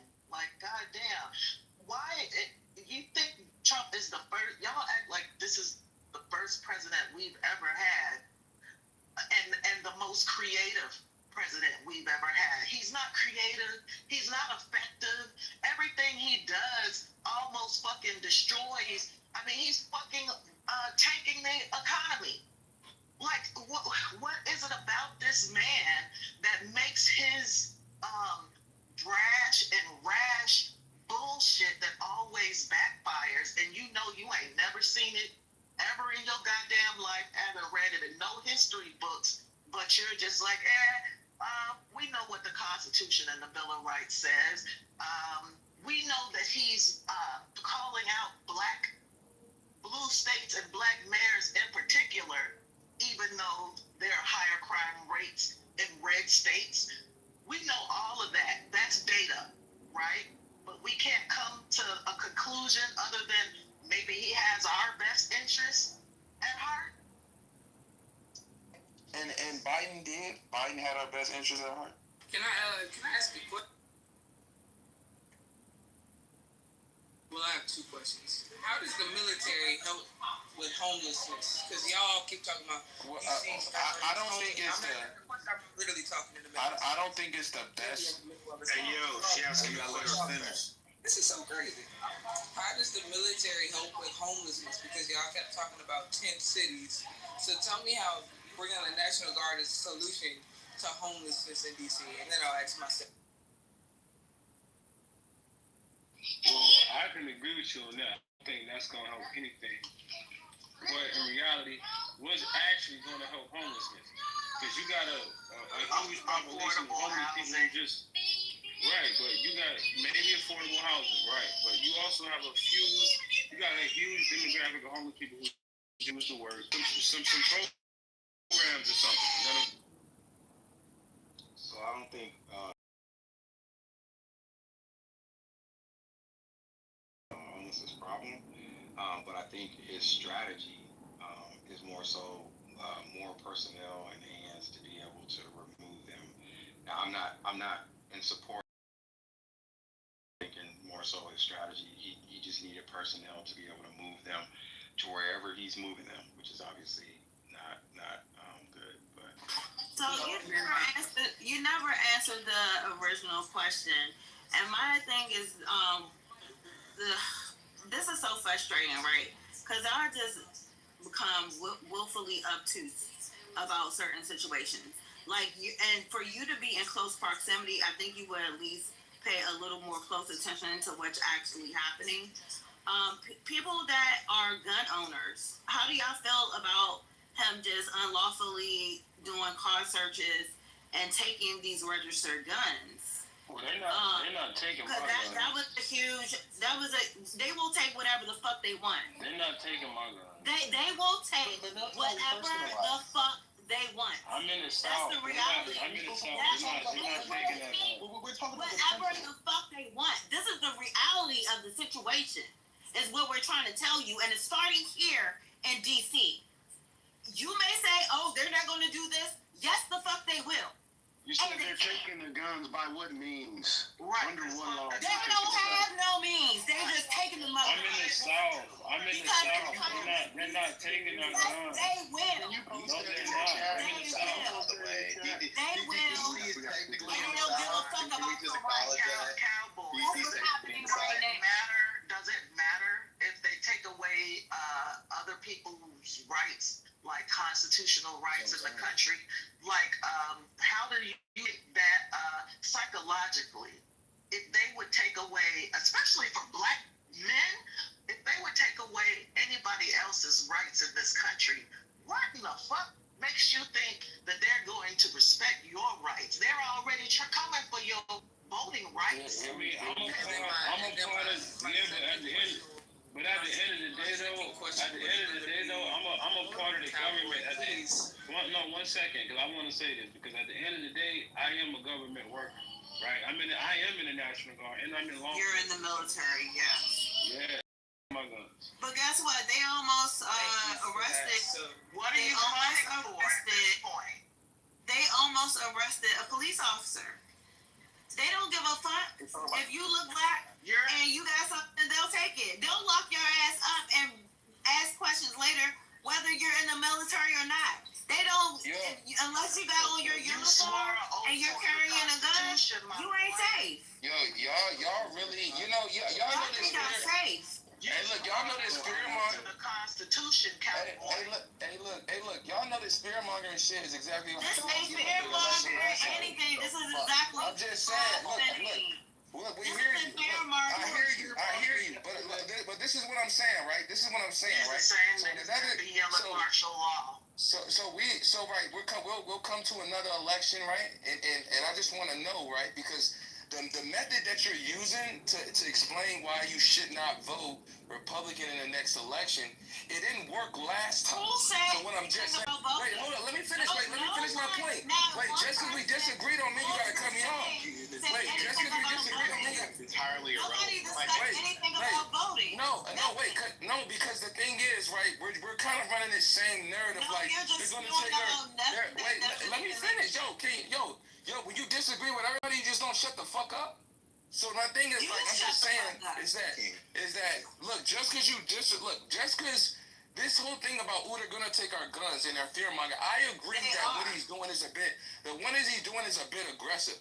But you're not gonna get what you want out of this situation by simply fear-mongering on what ifs. Because it's not really happening. It's actually shit that oh my God. Yo. There is go ahead and get your shit off. Nobody's fear-mongering. Go ahead, say it. No one is fear-mongering. These are events that actually happen. That are happening. Who guns are they taking? Right now. Who guns are they taking? Hold on, I can give an example. Who guns are they taking? I can give an example. Who guns are they taking? I can give an example, and I'm in the South. I'm in North Carolina. Okay, well, stand your motherfucking ass outside in D.C. and buy one of them motherfucking D.C. We're not talking about D.C. We're not talking about D.C. We're talking about the rest of the country. They're not taking that gun. About D.C. What are you talking about? We got one person on stage that will go everywhere else. They're not taking our guns. They're not. Okay, can I give an example, Cowboy? They are. Do you mind? Without the screaming. One example. Let her talk. Go ahead.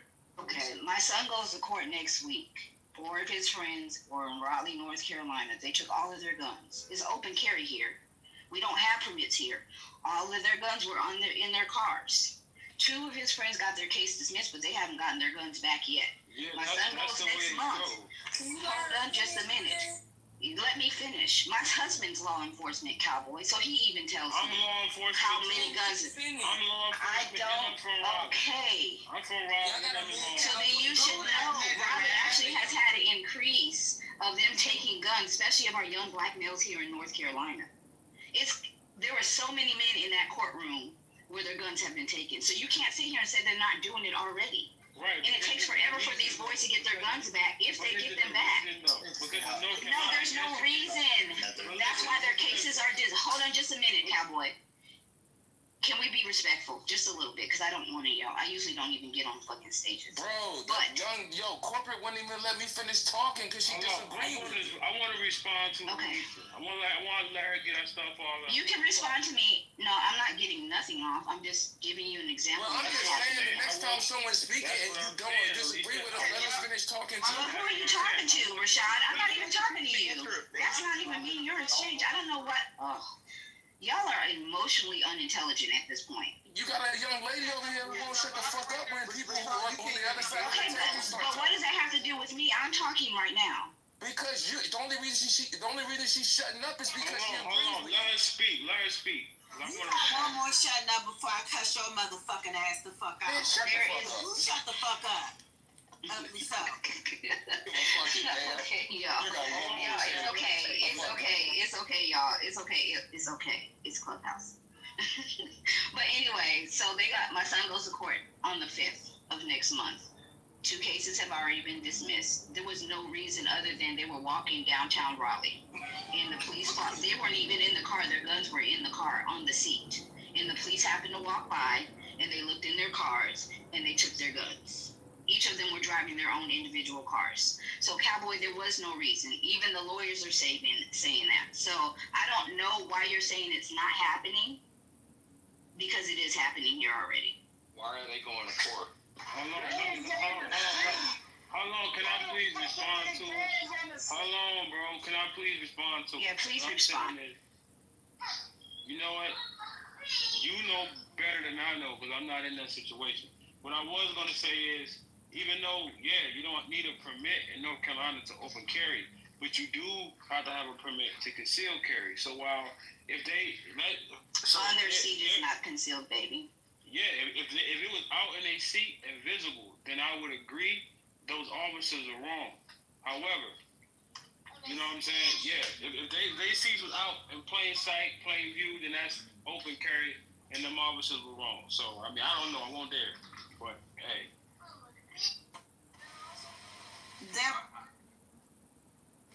They're actually breaking into people's parked cars and doing unlawful searches. So people aren't waving their guns around. All this outrage y'all got, they been doing shit to niggas. So keep the same energy. Like this y'all been doing shit. Hold on, no, relax. Nobody can finish on this stage. Hey, listen, the country been mass incarcerating us. Hang it, the last nigga who was hung, it ain't even been 10 years. They've been doing shit, so now they want to take niggas' guns. Now you niggas got selective already. What is wrong with it? What side do y'all niggas be on? I was like, literally get off of the stage and have Alicia, they're not taking their guns. They gonna get their guns. They are gonna get their guns back though. I understand what you're saying, but the process to get them back is going to be a very long process. They already told us it could be up to 6 to 9 months for my son to get his gun back. And it's crazy for him to even have to go through that because his gun was sitting out on the seat. Yeah, I wanted to ask Rashad and the Black Trump supporters. He needed Bro, what? That's what you're saying. That's how you're supposed to carry it. Shut the fuck. I'm sorry, doctor. I'm sorry. Miss Alicia. I'm just saying. Hey, Alicia, they need to go. They need to go get their concealed carry. He's already got it. We just got his. He just did his class last weekend. So he's just got to do the permitting process now, which, you know, North Carolina is under, Mecklenburg County has a lawsuit for how long they're taking to do No, that's over with. They did that. No, it's still going on. No, for the concealed weapon, it's still going on, sweetie. There's a. The lawsuit may be on. I'll send you the link. But they're still having a problem with. Cowboy. If somebody's speaking, that doesn't mean that you should be speaking over that person, bro. Come on, man. Look, what I'm saying is this: I'm in Mecklenburg County. But she's not done. She's not done though. She's not done. Alicia. All right, are you done? No, I was just going to tell you we were already told by our instructor that they have been taking an unusually long time to do concealed carries. Now it used to be that they were just having a problem with just the regular permits, but since we don't need the permits anymore, now they're having an issue, especially, I hate to say this because I'm not one of those fearmongers, especially when they know it's one of us. So we're just going to wait it out. He still took his class and he's going to get his permit. Go ahead. Well, yeah, I hope y'all get that fixed, but I'm in Mecklenburg County.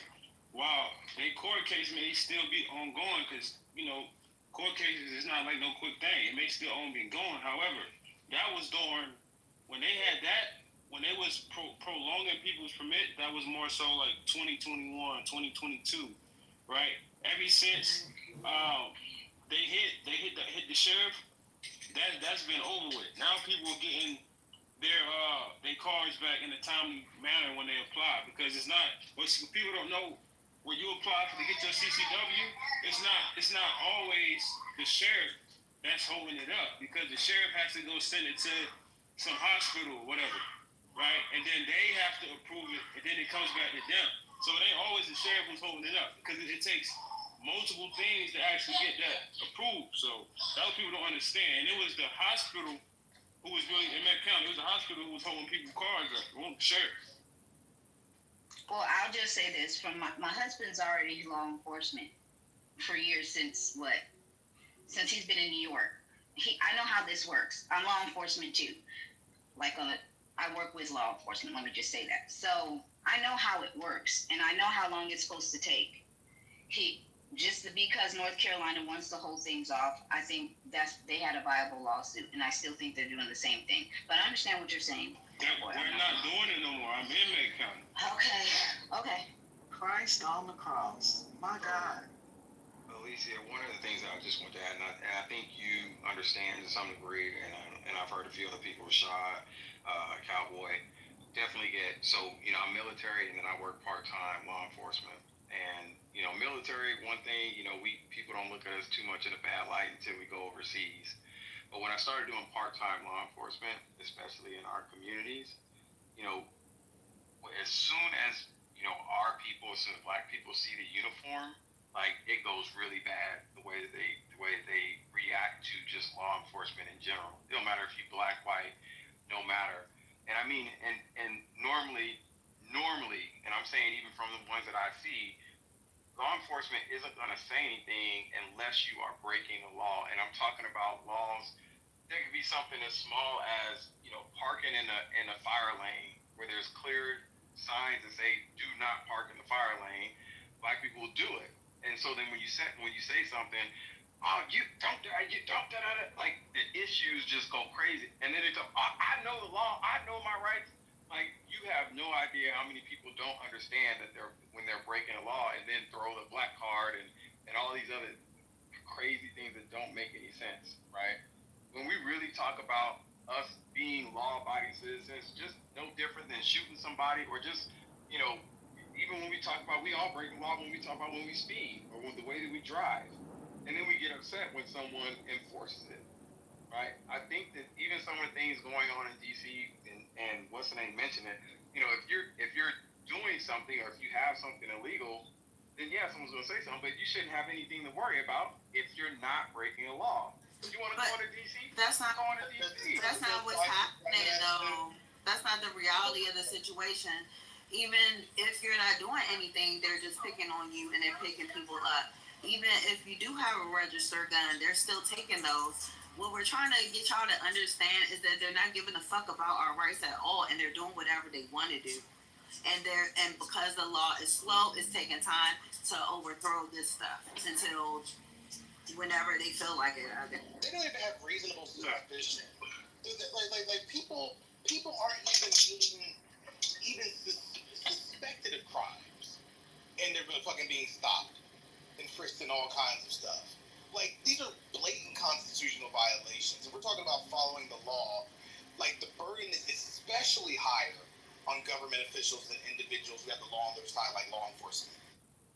All right, so if you're smart, you know this is a time where this is not the best time to be walking around with a weapon or putting it in your vehicle. It's probably not the best time. So what does that mean for a gun? Let me address this. Let me address just quickly. So we excuse the folks who have the highest burden, who have the ability to kill lawfully, and we say instead, well, you know shit's crazy, so you shouldn't be doing something illegal. The burden should be placed on the individuals who represent the state, because they are supposed to uphold the Constitution and the protections that are afforded in the Bill of Rights. That's the point. The burden is higher for them. The onus should not be placed exclusively or squarely on individuals who may break the law. The individuals who are supposed to uphold the law, and you know this as a soldier. I get that. As a person who's in the military, the burden is especially higher for you.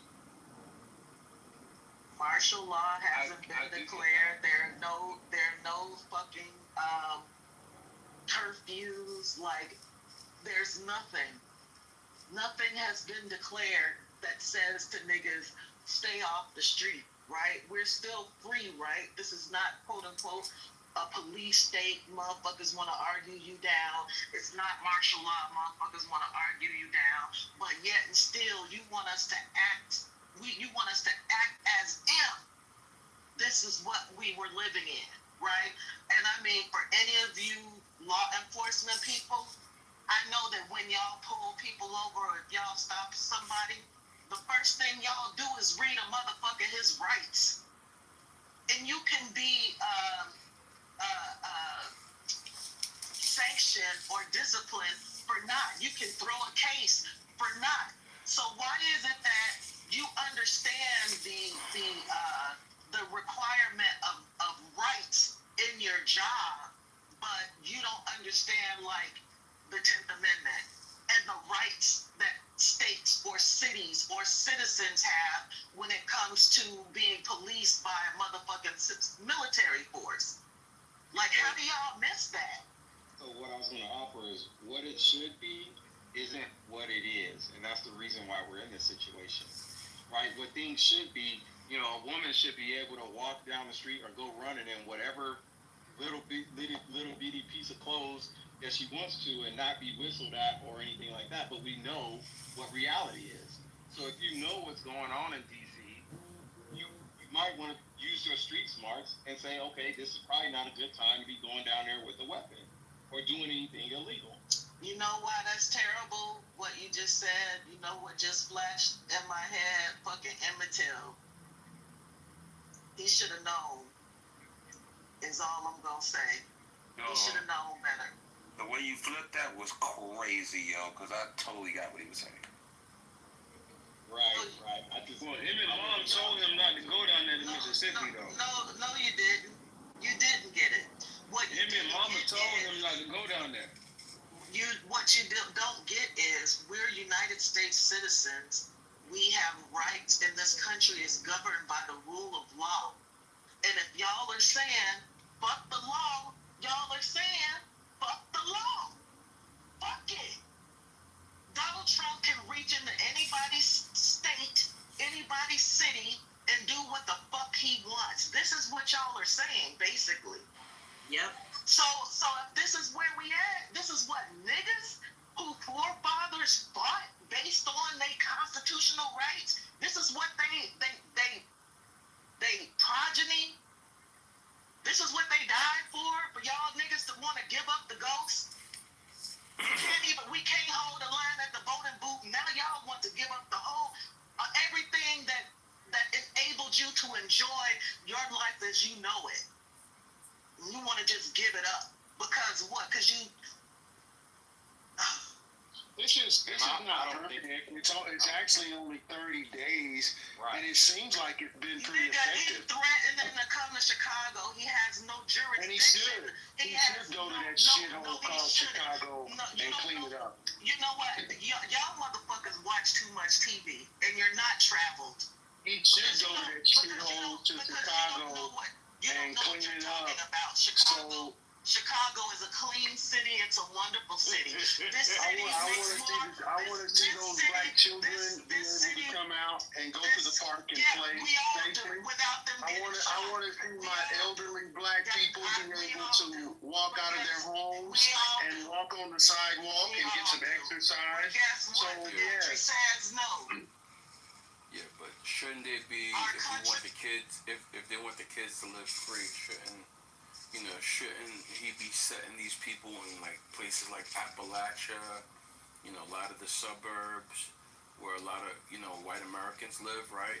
When you look at the crimes as far as things like pedophilia, human trafficking in this country,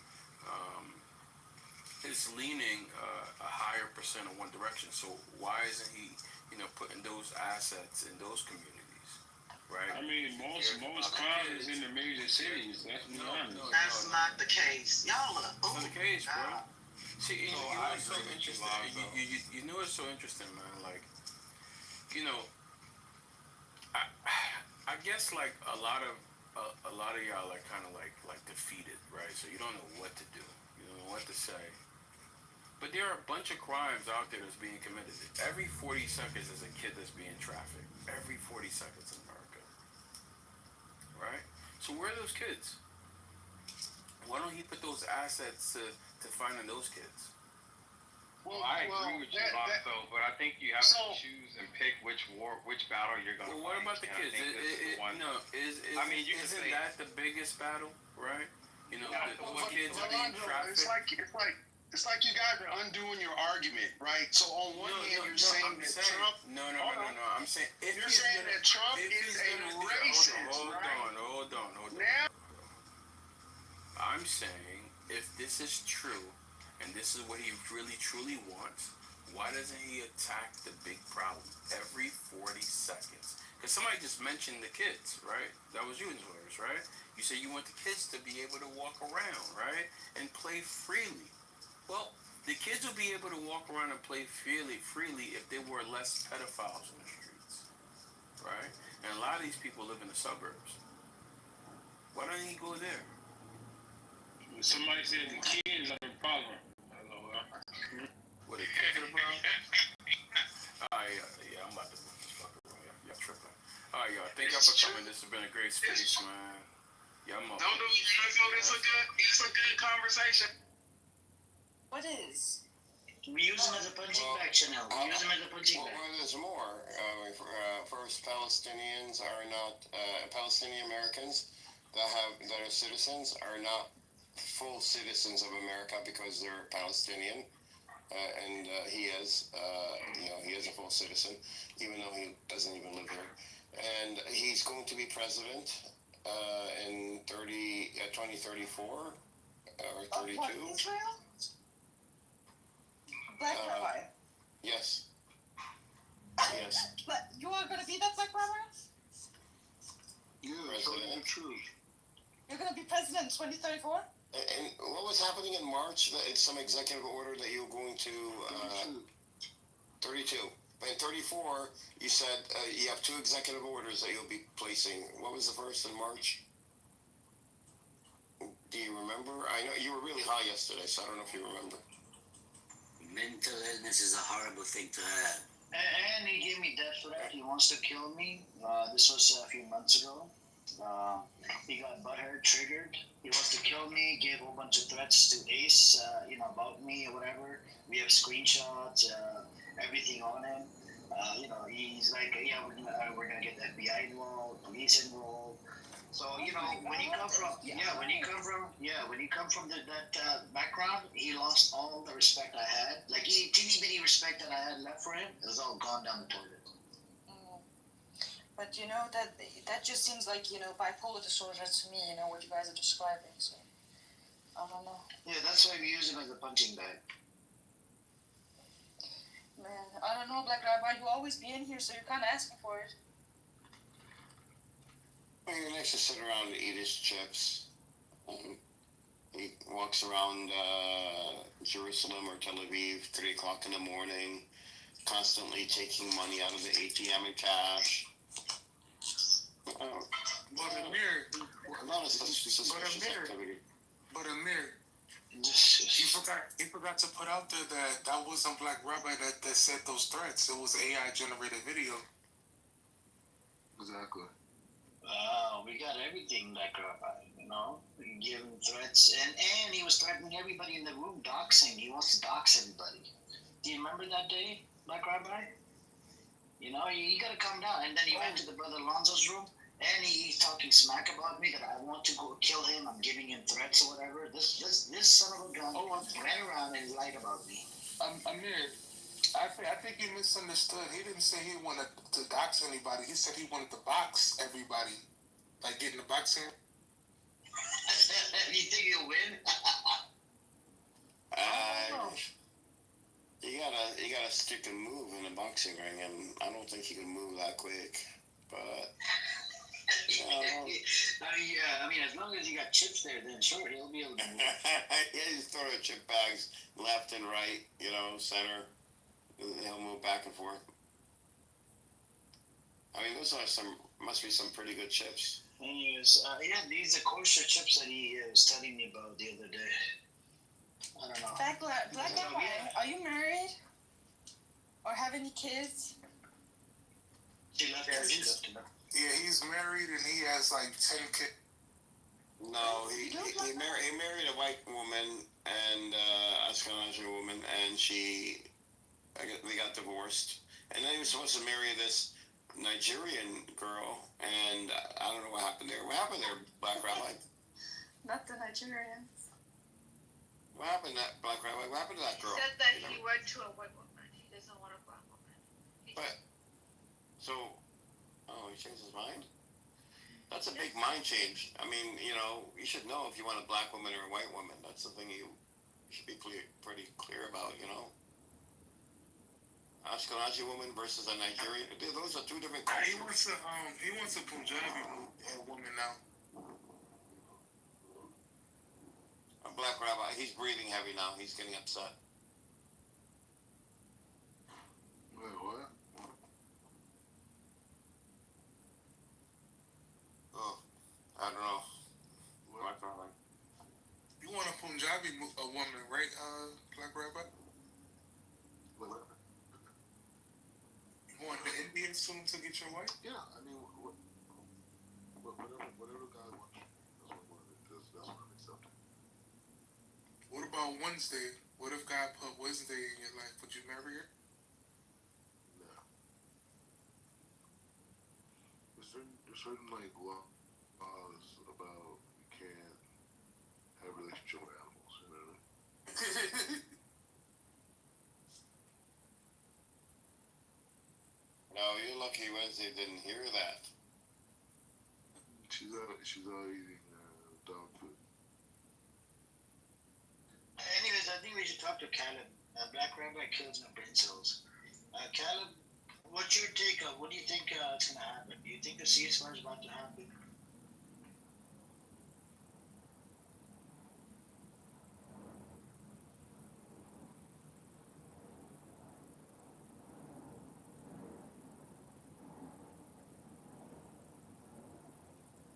I think he's busy.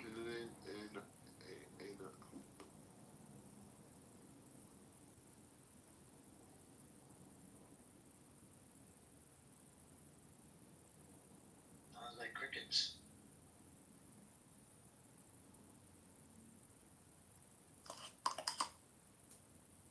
Who's Rabbit's allegiance to the U.S. or Israel? Does anyone ever ask him? I'm very curious to know his answer.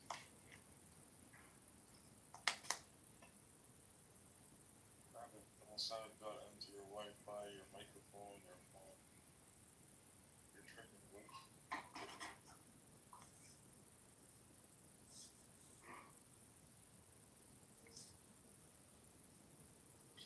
Anyways, I think there's what's it called? There's a lot that's going on. People have been protesting. People have been. I actually shared a whole bunch of links in the chat. I'll go over it again. links that I've shared. The first one was thousands demonstrate block roads at start of a nationwide day of protest for hostages. What else was it? Yeah, and then we have the I don't know who I was talking. I think I was talking to. I forgot who I was talking to. I did share that other article as well, where Smotrich said that hostage is not the most important thing. Smart in relate to this war. And then the next thing I shared. So IDF, this hospital attack that they did, killed a bunch of journalists and whatnot. They were putting the blame on cameras. Cameras were being used, and now they're saying that things like 5 of them or 4 of them were Hamas. They do this all the time in every attack, right? It's always Hamas. And Hamas. Even if they, if the food falls down off the plate or whatever, like let's say they break their plate, it's Hamas. Hamas did this. So right now, cameras were being used. What's the claim? Because there were cameras. Let me read it out to you what the cameras being used. I'll open up the article because I don't want to misquote it. Right here. Okay, let's do it. All right. So the claim is the IDF says a preliminary investigation into yesterday's attack on Nasser Hospital and Khan Yunis determined that Hamas had installed a surveillance camera at the site to track Israeli troop movements and to help direct attacks against soldiers. According to the army, Golani Brigade forces operating in the city in southern Gaza identified the camera on the hospital grounds and destroyed it after determining it posed an immediate threat. More than 20 were killed in the strike, including several journalists, and it drew international condemnation. The IDF says that of those killed in the incident, 6 were identified as Hamas operators, including one who took part in the Hamas-led 7th October massacre in southern Israel. The army reiterates that it targets the harm caused to Wait. But you said it's because of the camera. Yeah, it's not just the camera, bro. That's what it said. By the way, they came out and said that this camera that they were targeting. Yeah, it's because of the camera. That's what it says in this article. That's what it says. But apparently, this camera only covers the surrounding of the hospital, so that nothing to do with anything happening outside. That's a lie. That's what it says in Times of Israel. It's a Jewish source. How can I lie about the Jewish source? This is the Times of Israel. I think he's talking about Abu Baida. You can say whatever you want. But the camera, it says, okay, well, yeah, we targeted because we wanted to hit the camera.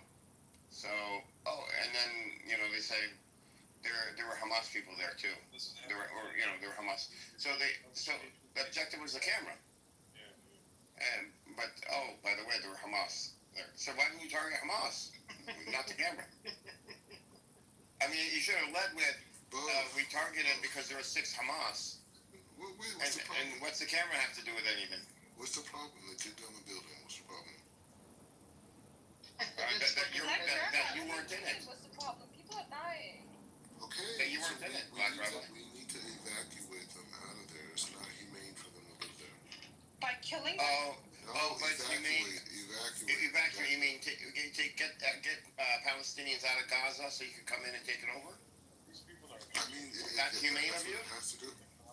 Better than is that what your God is telling you to do? Better than them staying there and dying. What a terrible God you have. It's funny to me. The way you rationalize things, whatever, it's so funny. Like, you guys just leave so we can bomb the place and take it over. But we're doing you a favor because we're, helping you leave. Like, how does that make sense? And that's the funny thing about you Jews. You create problems. That's the reality. You create problems, and then you create the solution as well, and you're like, oh, I did a favor for you. Like, no. What do you mean? Like, Black Rabbit, you can't even see through it. Like, come on now. You can't be this stupid, please. Like, you can't be this dense. You know better. Like, I know somewhere in your head you know better. So you do agree he was... Endorsing you, bro. Like, how's she endorsing you? So, Abu, so you did agree he was 30% stupid before. Now you're saying that this stupid. Stop saying Chanel, hey, Abu, please hang on, Abu, please, I'm talking to Chanel. Chanel, you do agree that he was 25% or 40% stupid before, right? Before this conversation. You know. Now you see what we were talking about. He's like fucking mentally not there in the head. That's what I mean. Like this guy, there's mentally something wrong with you. Like you need to see not a psychiatrist. Please see like a shaykh. Those exorcists. See an exorcist in every religion, Christian, Muslim, exorcist, whatever it is. Like you should see them because this is exorcism. I'm kidding you, Black Rabbi. I'm waiting, Black Rabbit. I'll fix it for you. Come see it. So, Black Rabbi. I don't know Black Rabbi, what's your real name? Sharif Hassan. What? Sharif Hassan. Sharif Hassan? Yeah, Sharif. Sharif? Okay, that's a pretty name, Black Rabbi. Why don't you say that? Sharif. I don't know with it. Sharif, I know you're in there somewhere. First of all, it's Sharif. Sharif, you're in there somewhere, please. No. All right. So this is in there somewhere. Where is Sharif? Where is Sharif? Please, I want to speak to Sharif. I know you have a heart, Black Rabbi. I know you have a heart. At the end of the day, I know you have a heart. Please. Well, there's a lot of room in there, so I don't know if you'll be able to find them. I don't know, man. I don't know. The key point is you cannot allow collateral damage to block the overall objective, right? Unfortunately, yes. The objective was camera. The fucking camera. He said we cannot allow collateral damage to get in the way of our objectives. That's a genocider right there. No matter what, no matter how many people die, you must meet your objective. But you've had that opportunity. You killed unlimited amounts of people. You still haven't met your objectives. What's that tell you? You are a failure. You're a failed state with a failed military. Edward, this is him. I'm just gonna play like less than 30 seconds. This is Black Rabbit. Pretending to be ex-Muslims. Watch out. But some of the so-called experts who go around the country teaching, and in some cases preaching, about terrorism and the dangers of Islam are not quite what they seem. 100%. That's him. Be ex-Muslims and use Muslim names and go out there preaching, like Black Rabbit. Bro, he's a murtad. In the 2000s and after 9/11, they had all these experts, teaching about what Islam is and that we're going to bring Sharia law. And we even had, people believe this, that we had entire cities around the country that were no-go zones for any non-Muslim in America. But yet they couldn't point to it. This is on Fox News. And they couldn't point to a single city. Here, I'll put it for you. Here, I'll put it in the chat. How can we sit here and say that everything and they made a lot of money is a lie, and then believe when he says that he's a Muslim? It makes no sense. He's not. Yeah, no. A lot of them were not Muslim,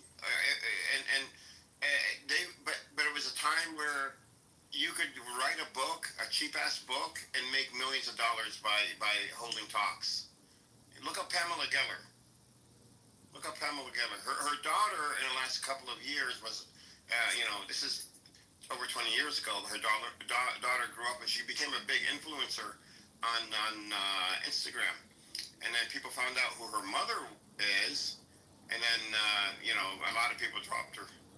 She had like a fashion brand. Her mother was going and giving talks about how Muslims are taking over America, how they're Pamela Geller. She was on. She was so funny. There was a website, moonwatch.com or .org, and they had a whole thing on her. And for example, she took a picture of where was it? Nigeria or somewhere in Africa of an explosion. Okay. And there are Pakistani soldiers there. And she was saying how the Pakistanians came in and shot, I don't know, I think she said missiles or something, and killed a lot of people. And it was actually the Pakistani military happened to be there refueling or something, you know, and then so they saw what happened and they came in to help. But I mean, Loon Watch has a whole thing on her, and others like her. Yeah, but I don't go out and including Black Rabbi should be on Loon Watch. I think anybody could put somebody up there. Anyway, but the point is, I don't say anything negative about Islam or Muslims. All I do is I'm talking specifically. If you're saying collateral damage, which are Muslims, you know, we can kill as many Muslims as we want, as long as we get what we want. As long as we make. You're saying collateral damage doesn't matter as long as our objectives are met. That's what you said. Not even 10 minutes ago. So this is hate for Muslims, not love. No, it's not. No, it's not, because it has nothing to do with ethnicity or religion. It has to do with resistance, right? If these people stop resisting, there'll be no issues, right? But they resist, so that's the problem. Oh, so what would happen if they stop resisting? What would happen? They'll live happily ever after. How? Like where? Like how? Give me any. They could slowly. They could build legitimate infrastructure. They could create a real economy. They could get rid of this violent in the areas in Ramallah and Gaza and I mean it's like it's throughout Israel. You know what I mean? The northern parts. They have an area to build a vibrant economy. Area? Yeah, they have. Like an area, like not a nation or anything, or no rights, no right. No rights, no protection. Right now, let's just talk about. Right now, at this stage, we're just talking about civility. Civility. Right? That's the stage right now. You just said to meet your objectives, you will collateral damage doesn't matter, or what did you say? It doesn't matter how much collateral damage you go through to meet your objectives. That's what you said. Unfortunately. And you're talking about you are civil? And you're going to bring stability to Palestinians? Order. Wait, Black Rabbi, do you really think that you can... Order? This isn't McDonald's. Do you think like you can like... I think he's talking about the same type of order as Germany tried to bring to them in 48. No, I'm just curious. Like, what's up, Lonzo? What's up?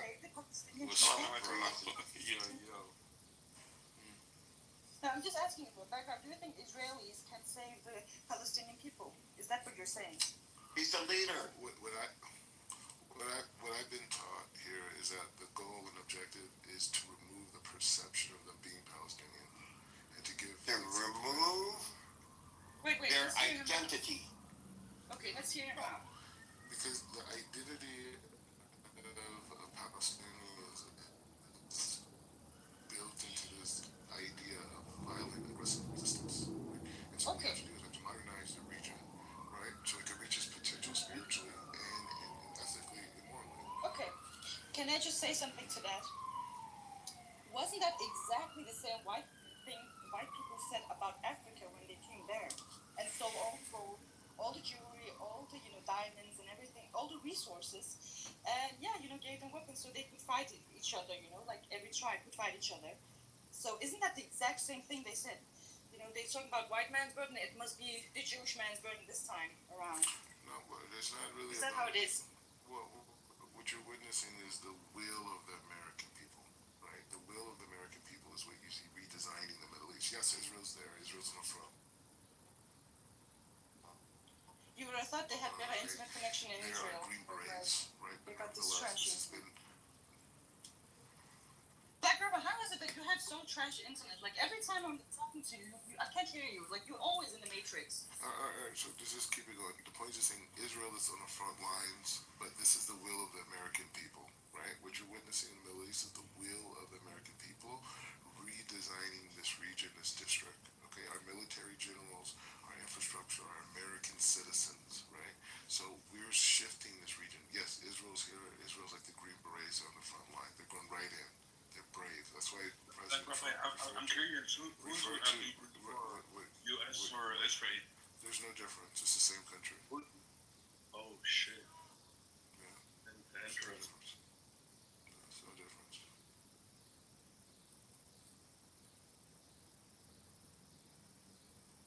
Anyways, the point is just saying that's. I just wanted that from the record, Rabbit. There's no separation. Exactly the same idea. In fact, it's like your left arm and your right arm. You know what I'm saying? So what you're saying is that both USA and Israel are the same. Yeah, I'm saying Israel is the right hand, and America is the left hand of God. So is America first or Israel first? No, they're both left and right hand of expressions of God. America first. America first. You want to become the president of the U.S. in 2032? Hey, Mordecai, now that you think we know that you think your Judaism and you think your rabbinical, like, what is it, licenses and stuff like that, should we actually give a shit about what you think is right or left hand of God at this point, or are we still gonna accept that bullshit now? Now you should ask him when he said left and right. You should ask him which God. Which God is it left? God of Abraham, Isaac, and Jacob. Yeah.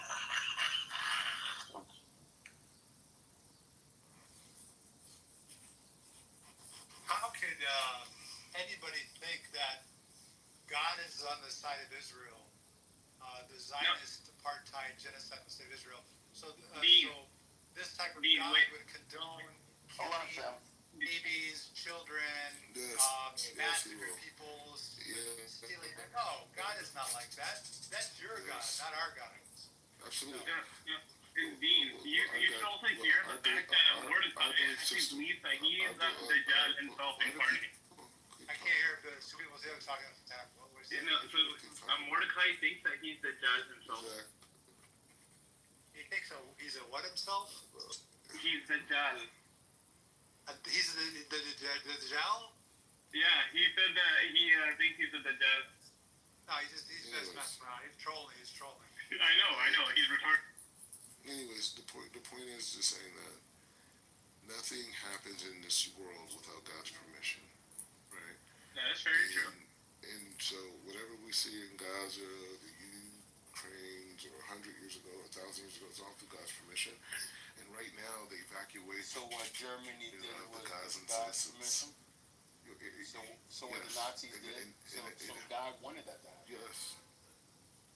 So you're saying God wanted the Jews to get killed?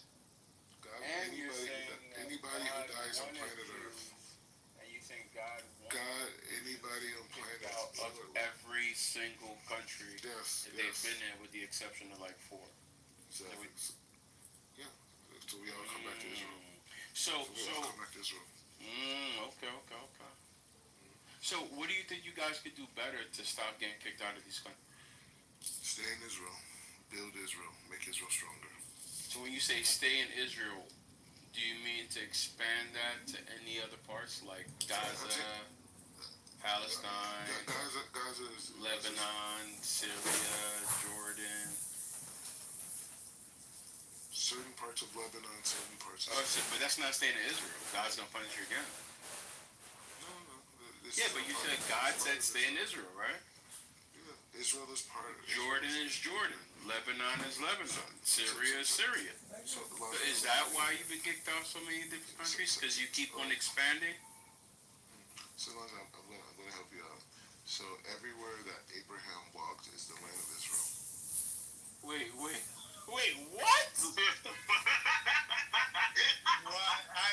And there we have it.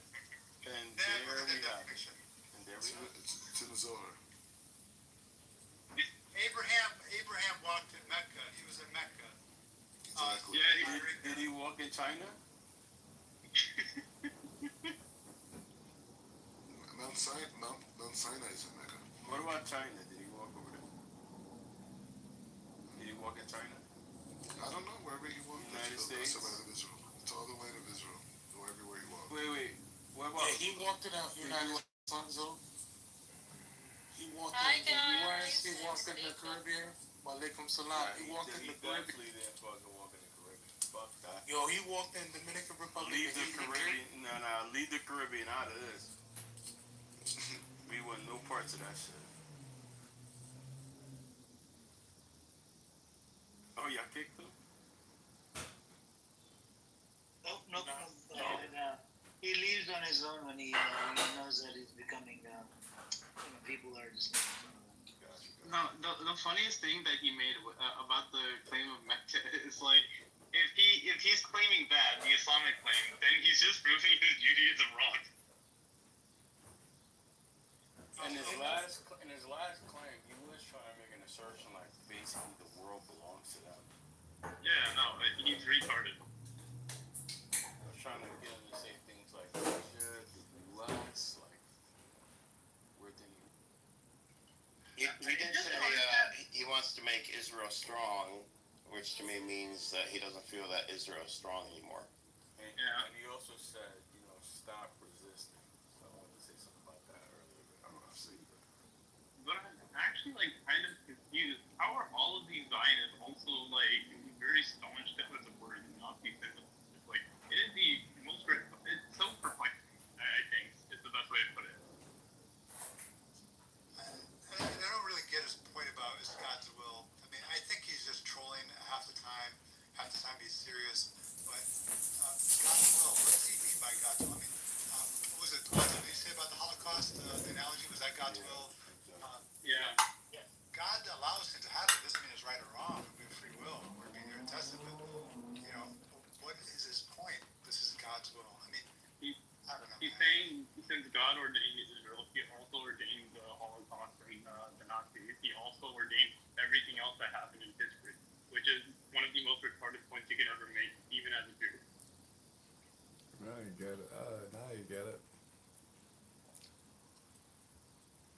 Yeah, Devin, Mountain was founded in 1940, but 3,500 years Israel has been the home of the Jews. Yeah, so it's been the home of the Palestinians as well. Palestinians, many of them were Jewish, many of them became Christian, many of them became Muslim, some remained Jewish. They're indigenous to that land, been living there forever. We have Palestinians on this Longer than 3,500 years, actually. History doesn't start when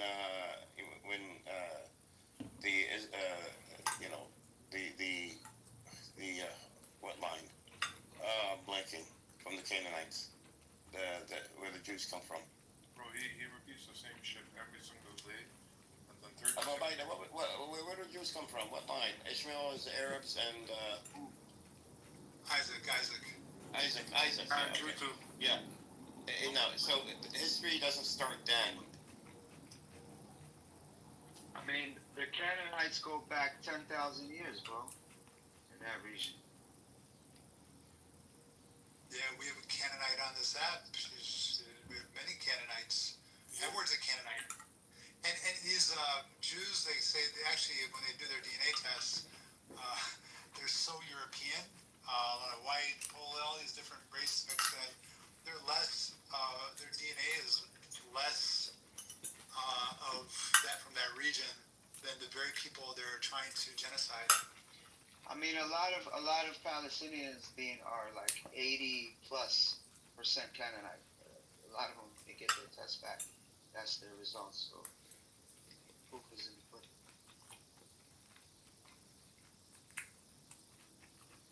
But Mazi, that land was promised to them over 3,000 years ago. Just like Iran. Iran has been trying to make a nuclear bomb for over 2,000 years.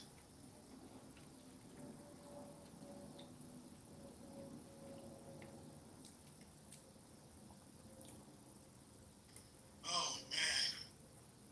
Did you guys see that Trump has moved out soldiers from the base in Iraq? I don't know if that means anything. He actually started doing that when Iran and Israel went down. So he didn't.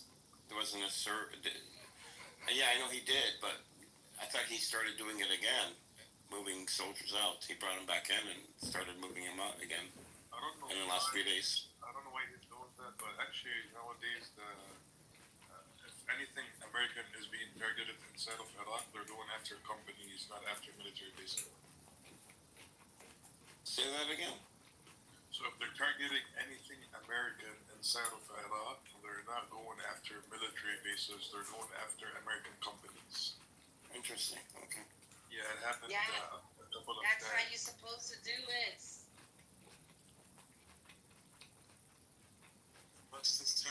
Weinstein. Well, something is about to go down. It seems that people are saying Israel is going to attack. Iran believes an attack is imminent from Israel. So something is about to go down. Question: who's gonna hit first? You know. I think they're doing that. I think they're doing that to try so all eyes would be on Iran and Israel fighting and the atrocities that they're going to commit to the Palestinians in the Gaza Strip. Not like they're doing it already, but this is going to be 20 times magnified. Possibly, but here's the thing. They're evil people. Evil. With this attack, Iran is going to have to retaliate in a very, very strong way, or it's like the people are going to go up against them. I think so, in my opinion. So it's going to be a little bit different than how it was last. Well, the last attack there, Israel hit them with a cyber attack. So their air defense was down for 8 hours. But I think and there was more Mossad agents there. Yes. That were causing internal turmoil.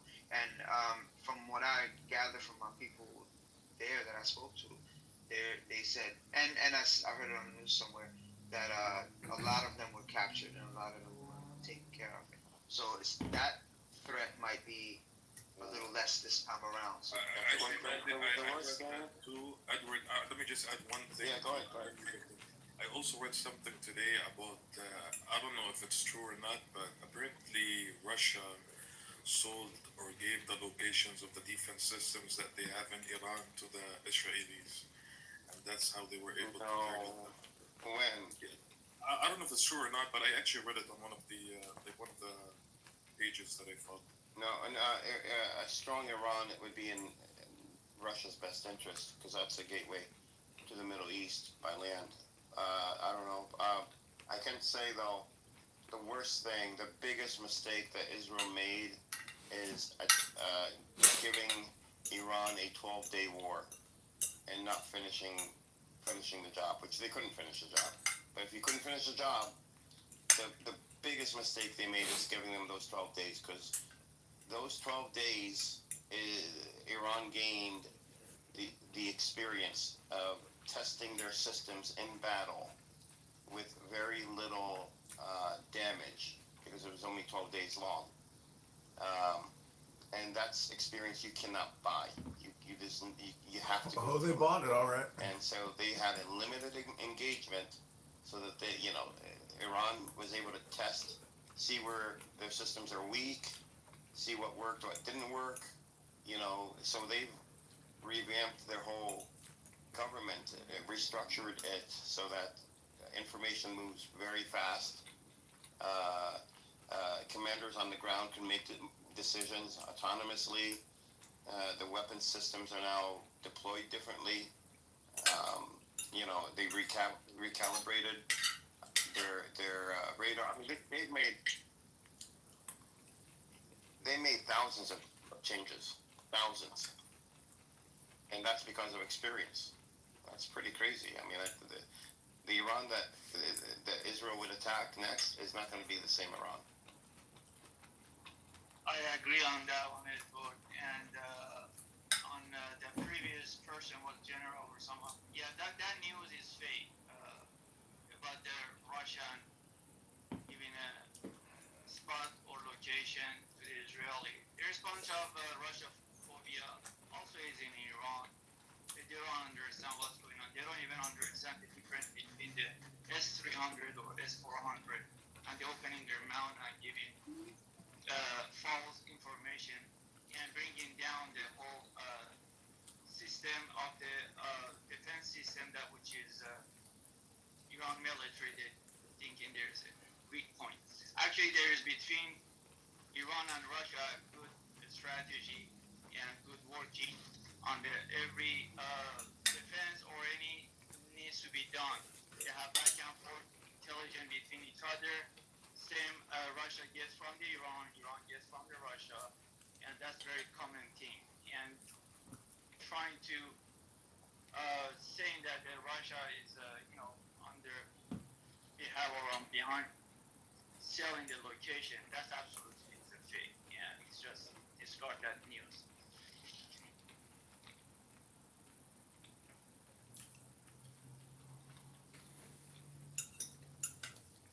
We'll see what happens. I don't want a war to break out, honestly. And we'll see what happens. Hezbollah said, what was their comments? Everybody thinks Hezbollah's out. I've never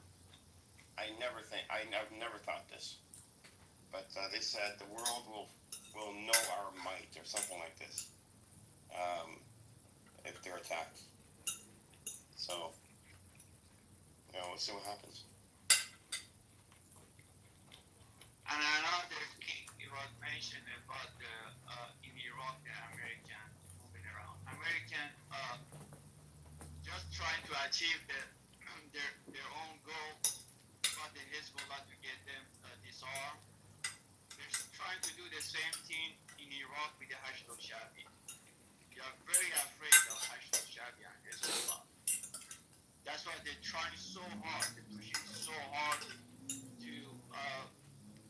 dismantle the Hashd al-Shaabi. And the government in Iraq, they know exactly what will happen next if they do that. And they gain a lot of pressure though. I mean, whatever oil Iraq is selling, the money doesn't come directly to Iraq. It goes to the in America, the Federal Reserve. They don't even own their own money. That's how embarrassing it is. But that's the situation with Iraq. They don't have much of a control over there. So they get pushed so much by America to get rid of the Hashd al-Shaabi. Why there's so much pushing on them and Hezbollah? There's something big fear. They know their capability. Hashd al-Shaabi, just Hezbollah, they're very strong. They're getting capable. They're getting knowledge. They're getting a lot of good stuff. And they are capable on the ground. And you should know they are capable on the sea battle, sea too. It just has come to show they have good stuff over there ready for the moment. So they know they have to get rid of before any serious attack or anything because they are afraid of Hezbollah and Hashd al-Shaabi. And go ahead, brother. Oh, no, I was just saying, they definitely support your points, and I was just saying that with the way everything's been looking from Hezbollah to the Houthis to, also destabilizations of, many places within, let's see.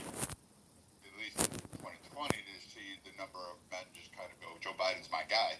But, I'll go back. Clarence Thomas wasn't even the number one pick for the Republicans. He was down the list too. I didn't think he was more eminently qualified than every other black male. Like, he was no Thurgood Marshall, let's be honest. He's still not. Like, even on his best day and twice on Sunday is not anywhere near what Marshall was. So, I mean, I liked him, but at the same time, I look at some of his decisions, some of his writings, and kind of go, all right, this is lukewarm. It feels like fucking warm, cool toast. I don't know. I like him, but I mean, he's not someone that's going to resonate in the history books and pop out. He's not that guy. So it was performative when the Republicans did it. It's performative when Joe Biden did it. So No. I'm just saying. I think he'll make the history books for sure. Because he'll be, part of the bench that, we know all of the justices that made landmark decisions and where they stood on those landmark decisions. And as, people's rights are continuing to be taken away, his name will go down in history as being a part of the bench that made that happen, particularly when it comes to things like voting rights and affirmative action, which you guys seem to conflate DEI with, which it's not. DEI is not affirmative action. DEI is a mechanism for a organization to quantify how diverse they are, if they're diverse at all. Where are they not diverse? And why is this happening? It's data that can guide action as it relates to, wow, so are we just not, going to the Black Ivy League schools? Are we not going to the AAPI Ivy League schools? Because a lot of the schools on the West Coast are like specifically AIPI. I forget the acronym. They're specifically that, right? Like, or are we not making an effort to? Are we even making an effort, right? There's no forced action as a result, right? There's no enforcement. It's data for people who give a fuck. Now, everybody is not going to give a fuck, but for those people that give a fuck, they have a way to quantify how segregated or how exclusive racially, gender, veterans, etc., that they are, because they might want to intentionally look for veterans that hold the skill set that they're looking for a position, right? So can you identify who they are?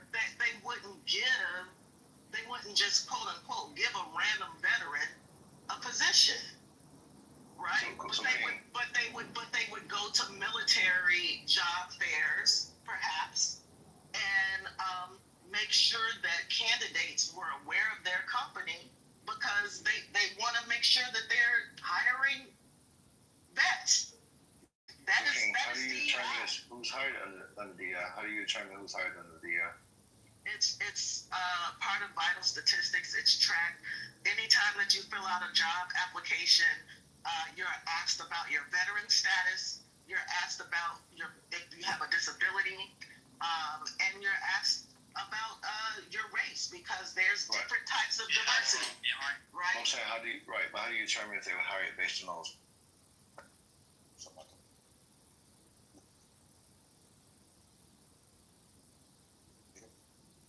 I determine that they're hired.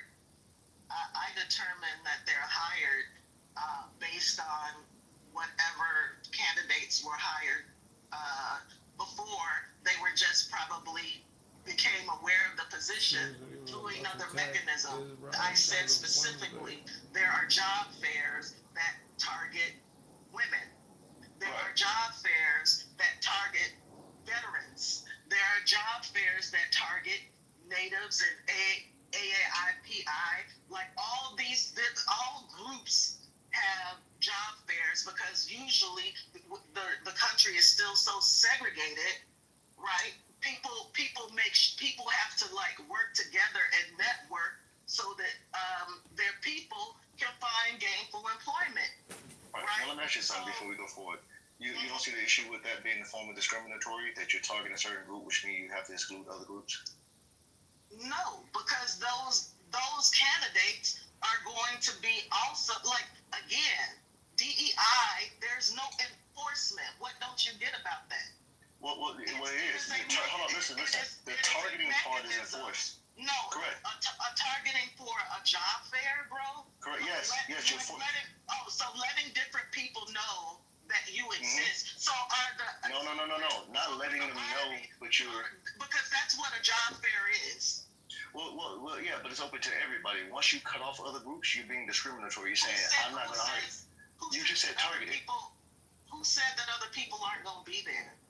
Well, it's targeted for those who so say... Have you ever been to a job fair? I have, but listen.